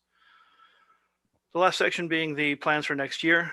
The 4 of the current 8 SGA members this year are up for elections to serve in the SGA again next year. Obviously, I can't speak for their hopes, but I hope that we will be able to continue with some of the lessons learned this year, next year, with less of a ramp-up period. The volatility in the student life and leadership department of the college has sadly exacerbated that volatility, which is meant to be alleviated within the yearly changing of student government members. For example, our Student Leadership Institute this year left several knowledge gaps that we intend to properly address next year. Also, we've made changes to the process by which the SGA elections are run next year and hope to have a process that more accurately represents what the SGA wants to see. Unfortunately, this means taking the college administration out of the leadership role and placing that duty back in the hands of a student who will rely on support from the administration instead. The department has decided to use rule sets that were never meant to be used and has proven to be rigid in their decision to use such unintended rules rather than recognizing the desires of the students that they were meant to assist. The missed deadlines, unprofessionally announced information and expectations, and the inability for the outgoing SGA to greet and hand off responsibility to the incoming SGA have all contributed to a loss of faith in the competence for the college to manage these elections. So we'll return to doing it ourselves. I thank you for your time this evening. This concludes the Student Government Association report. Thank you, Shauna. Okay, so we have next the report from LCCEF. And it looks like we've got Buck Potter here for that this evening. Thank you, Chair Fragula. Good evening to the members of the Board of Education and to our President Marge Hamilton and the administration. I'm Buck Potter, Vice President of Organization for Lane Community College Employee Federation 2417. My pronouns are he, him, his.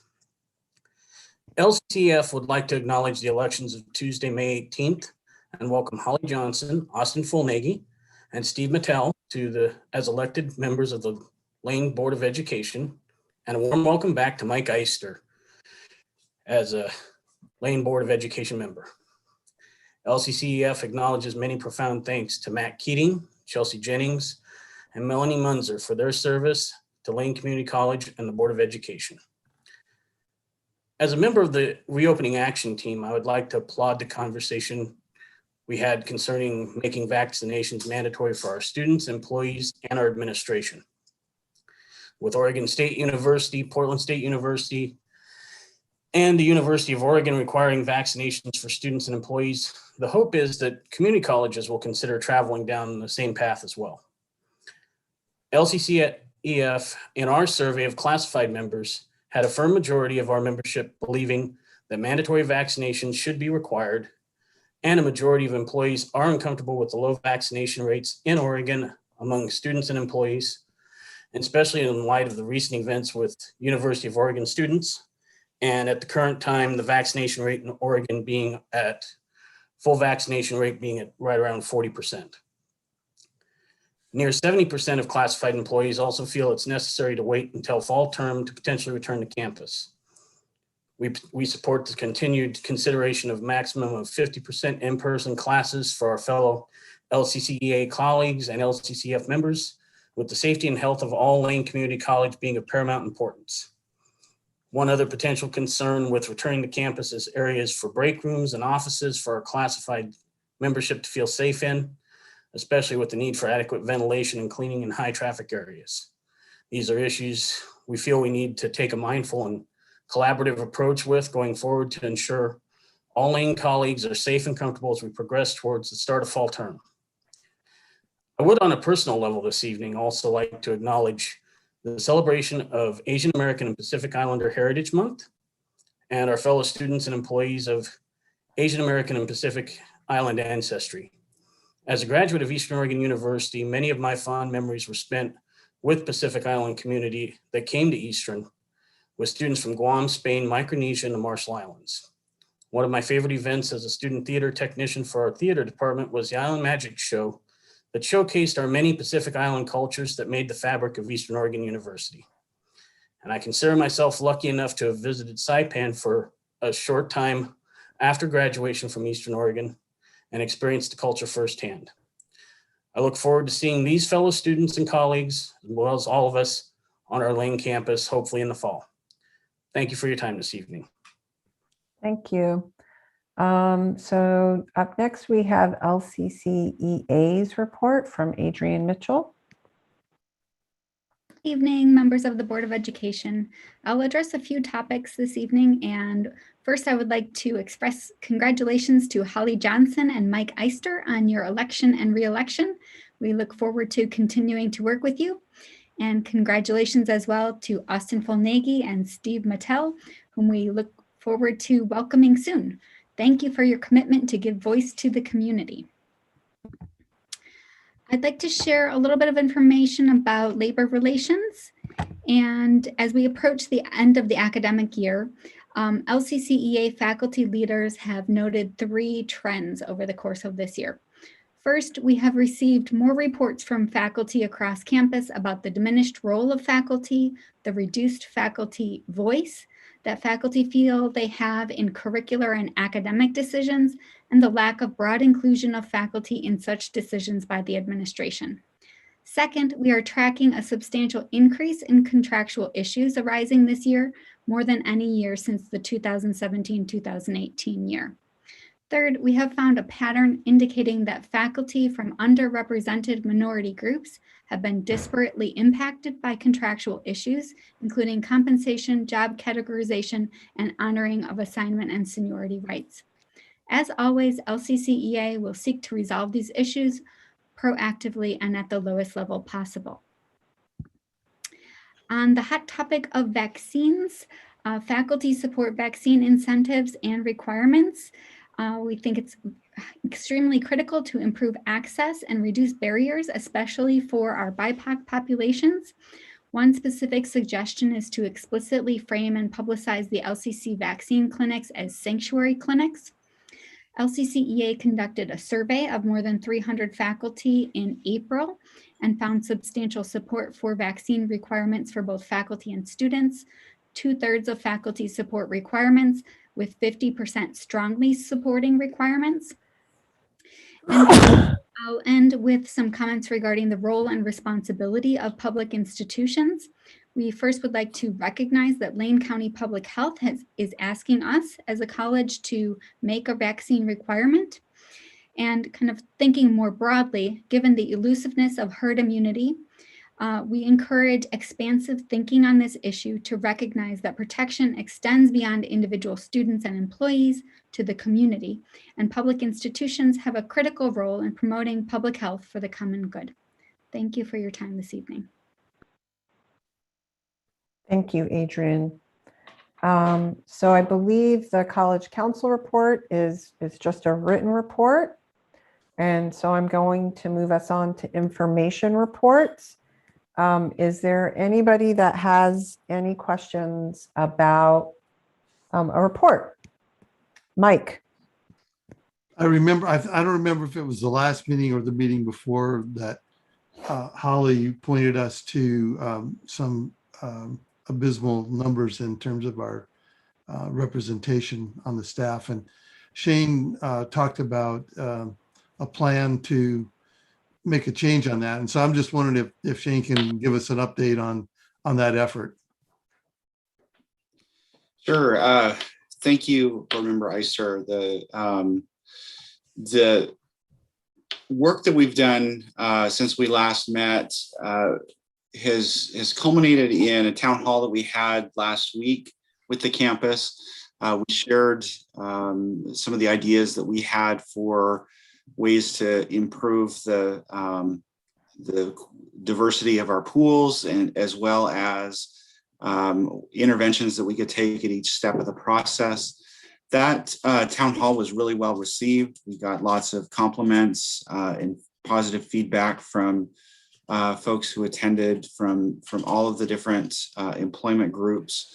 We're going to be collaborating with a group of faculty at the beginning of June who has been working all year on issues around diversifying the faculty.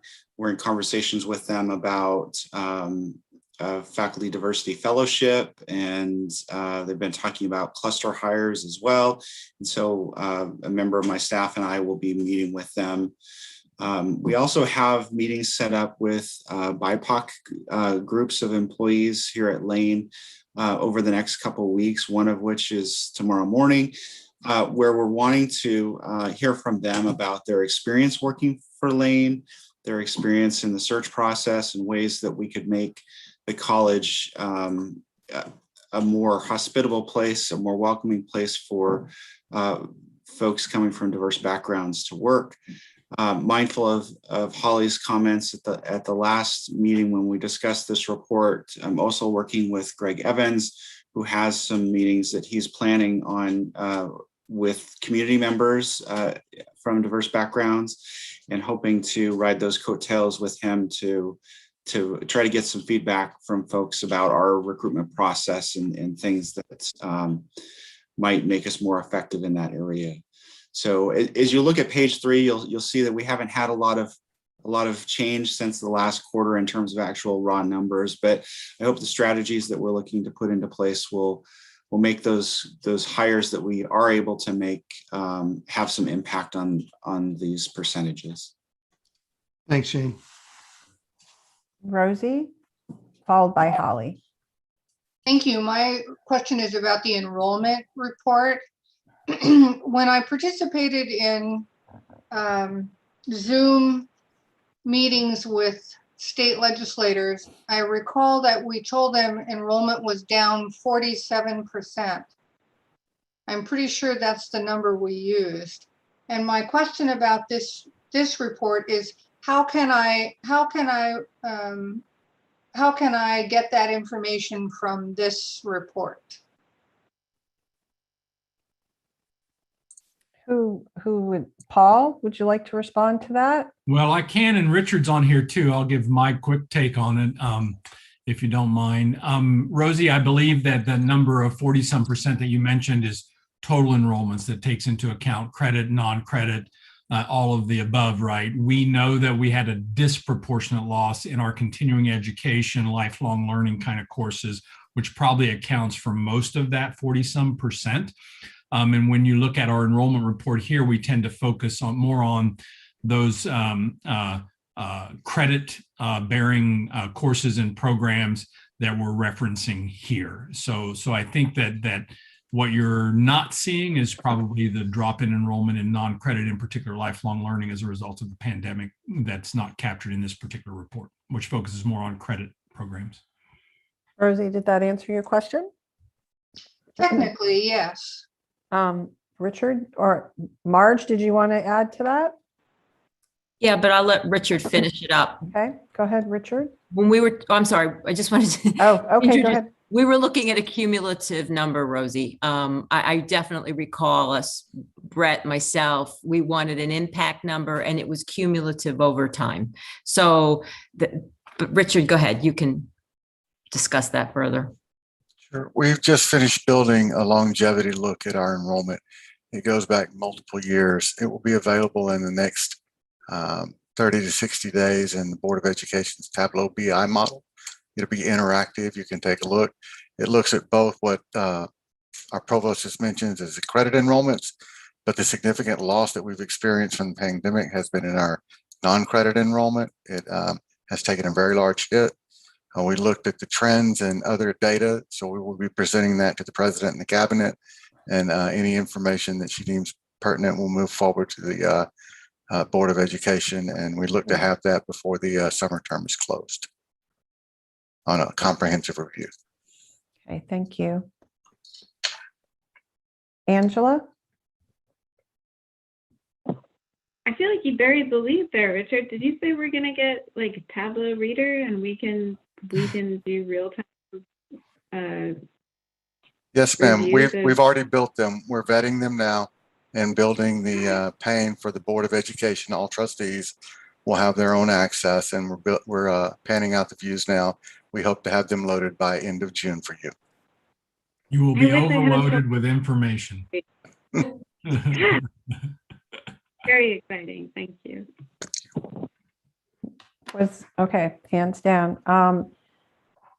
I had a question about I think it was in the real estate holdings, and I do want to express that, you know, I do actually think our real estate holdings are fairly limited beyond what we use to achieve our mission and our vision, but I am curious about let me see, where's my note? The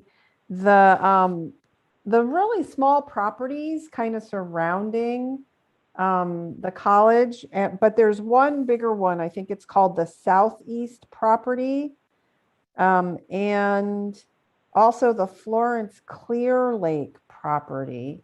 And so, you know, I understand the need for housing in our community, and that, you know, that is creating an upward pressure on property values. So I'm just curious if we ever had an appraisal of the Southeast property. That's the bigger one around the main campus. And then what is the status of the Florence Clear Lake property? Because it was gifted to us. So does that mean we can't sell it? And I mean, it sounds like we have to use it for educational purposes. I'm just curious. I'd like Mike to address Florence. Okay, Mike. Michael Blade? Yes. So I'm not sure if the Clear, I was just looking at the pictures here to see if the Clear Lake property is the property we've had some discussions about, and I'm just not getting to it quite yet, but sorry. Let's see. It's a lovely location. So yeah, so go ahead. I was gonna say, we've been dealing with Florence, it feels like a year now, about a potential sale. And they again, Michael picked this up, but they've been favorable. Yeah. It's just COVID knocked them out with meetings and making decisions. So Right. there is a property they do want to purchase from us, but Mike, you can follow up. Yeah, if you look at that Florence picture in the report, that the big red sort of rectangle with the little sort of tail on it to the west, if that's the Clear Lake property, that is the property that a developer was looking to build affordable housing on. The problem is there's no good ingress and egress. The little road at the very northeast corner of that property is not suitable for ingress and egress to an apartment complex. And so what the Florida city officials have told us they will require is the road at the very south. I don't know if you guys are looking at the picture, but at the very southeast corner of our main property, that road that comes in there will have to be extended by the developer along the southern border of the eastern property to get to that western property. And to date, and so after they told us that, I talked to the developer and I said, here's what you're going to have to do. And, I don't know if that's going to pencil out for you. And so they went back to the bulletin, or back to the drawing board, sorry. And I have not heard back from them. So I'm not sure whether they're going to continue on with that process and look into purchasing that property from us to build affordable housing or not. But that is the problem with that piece of property, is there's no ingress and egress for housing.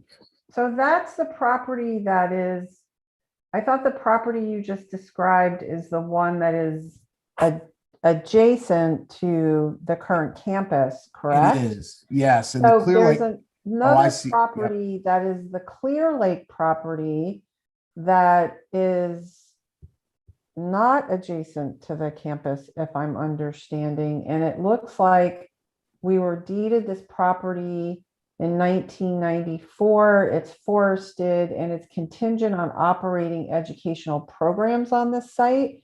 And it's literally right next to the Clear Lake Dunes by Clear Lake. And Right. so And that piece of property, no one's inquired about that property. Again, I think it has ingress and egress issues.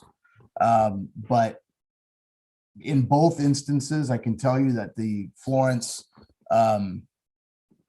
city officials would be willing to discuss waiving the deed restriction of educational programs if we were going to put something on there like affordable housing that the city clearly needs. So I don't think the issue is the city.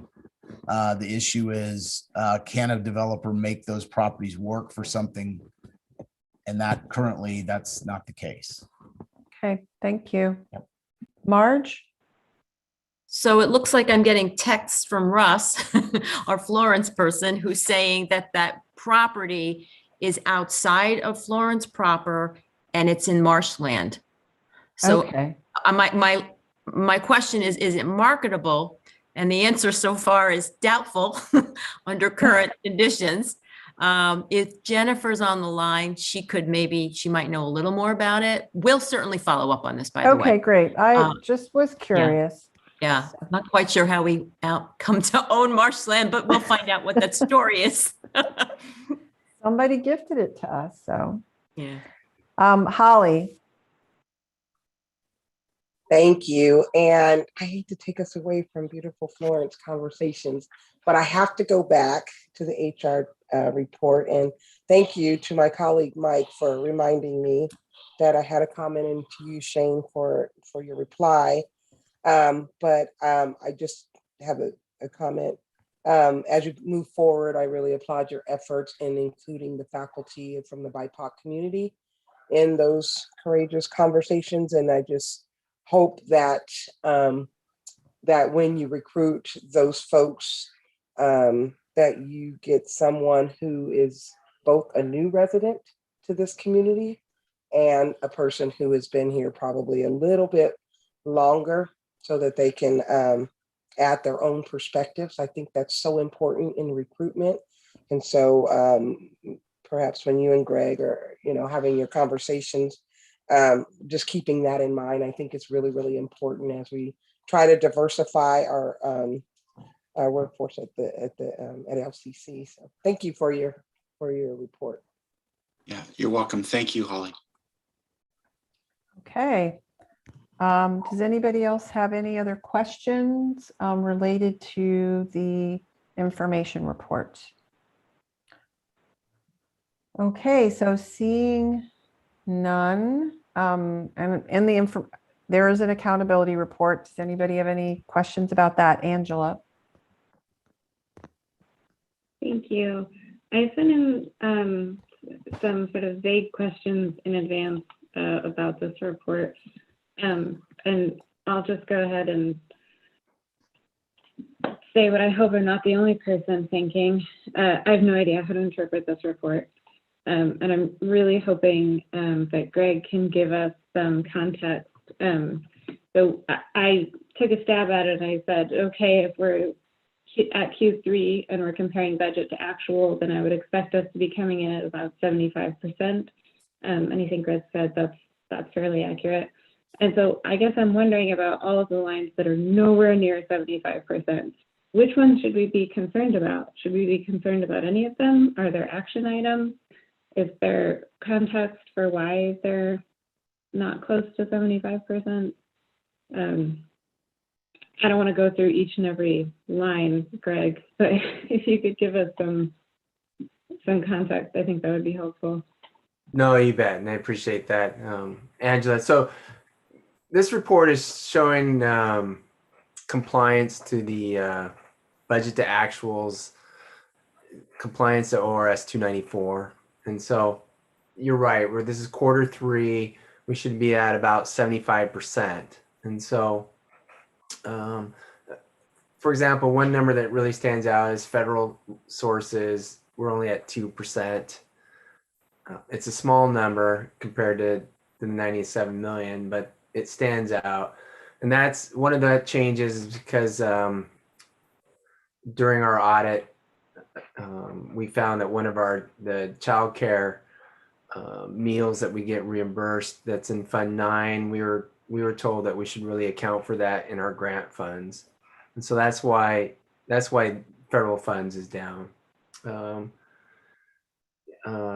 Revenues. So if you look at total revenues, we'll do it since try to brief as possible for you. Total revenues.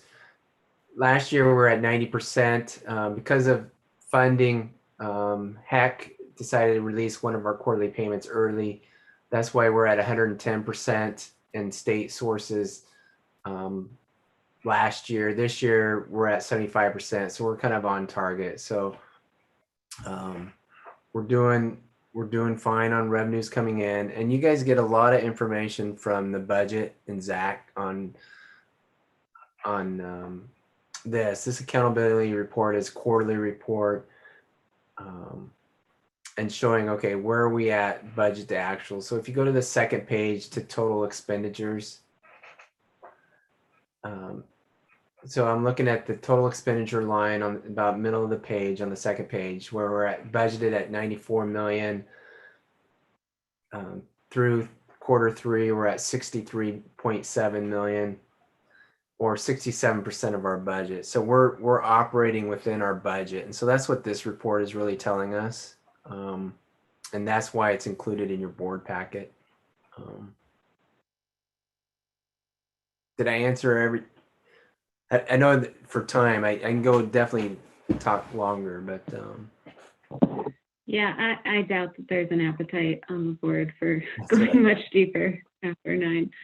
But thank you for that context, Greg. That helps. So in future, I'll keep an eye on that total expenditures from operations line and ask any other sort of one-off questions as they arise. Thank you.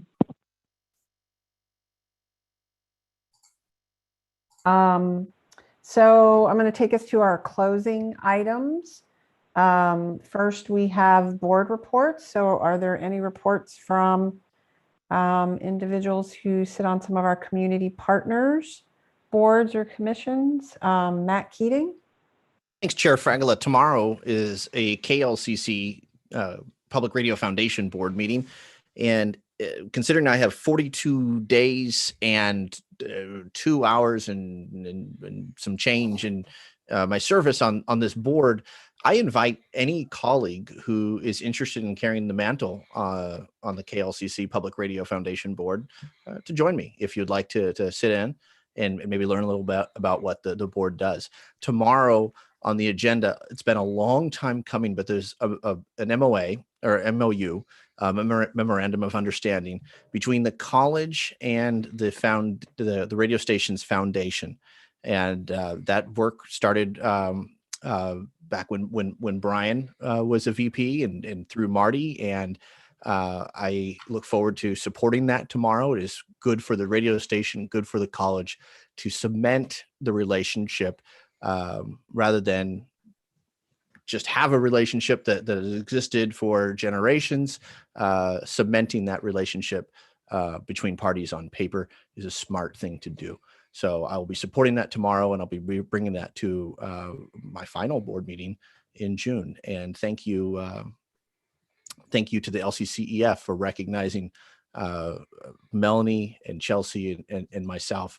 And I'll save my congratulatory applause for our newest board members and our board members who were reelected for my final comments. Thanks. Any other board reports?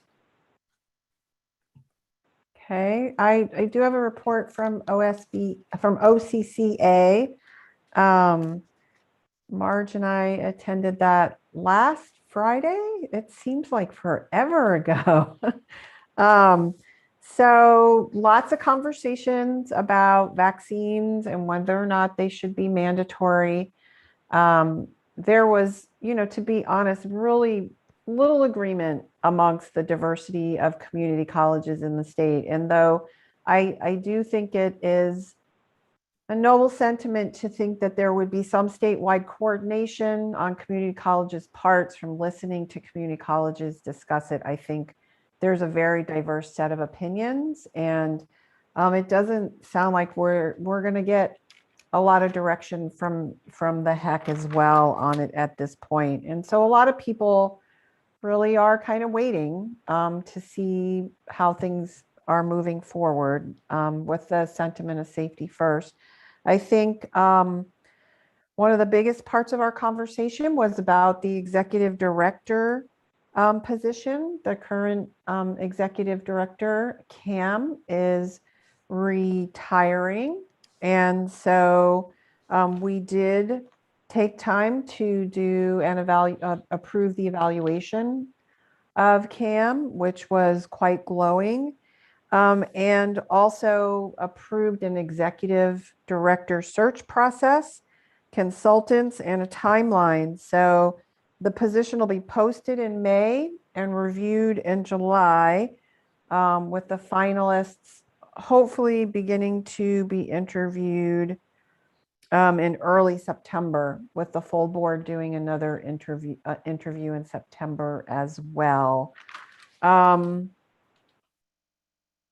The only other thing that I wanted to bring from that meeting, which I found to be very interesting based on a past conversation that this board had regarding OSBA and our relationship with OSBA, between OCCA and OSBA, and the direction that the board did provide for me to write a letter to OSBA, which is the Oregon School Board Association, or Oregon, School Board Association.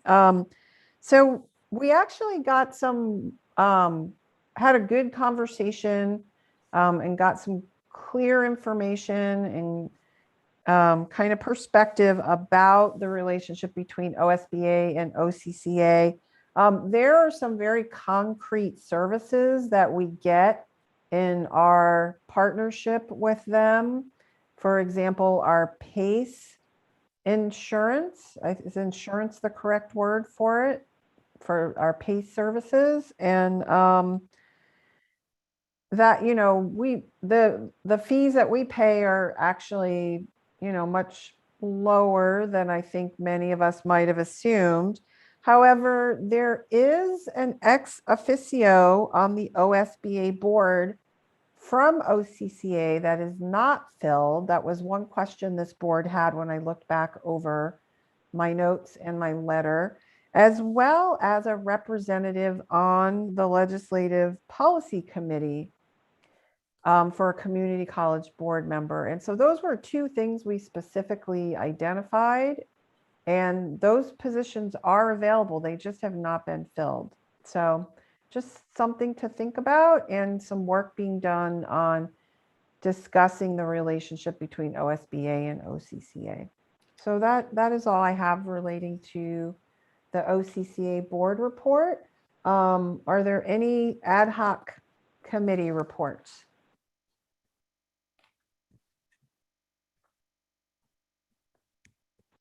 Okay, so I will move us to our future meeting dates. Our next meeting is Wednesday, June 2nd. It is a work session. And is there anything for the good of the order? Anybody has to add? Matt? Yeah, if you're looking for a final thought, final comment, I if now's the time, Chair Fragola, I have some Yes. thoughts. Mhm. Congratulations to Austin Folnaghy, who will be serving as the Zone 4 board member. Steve Meitel, serving as the Zone 5 board member. Mike Eister, re-elected as the Zone 3 member. And Holly Johnson, making history as the first Black woman elected to the Lane Community College Board representing Zone 1. This, I think the hallmark of anything one does in life is to leave it in a better place than when you found it.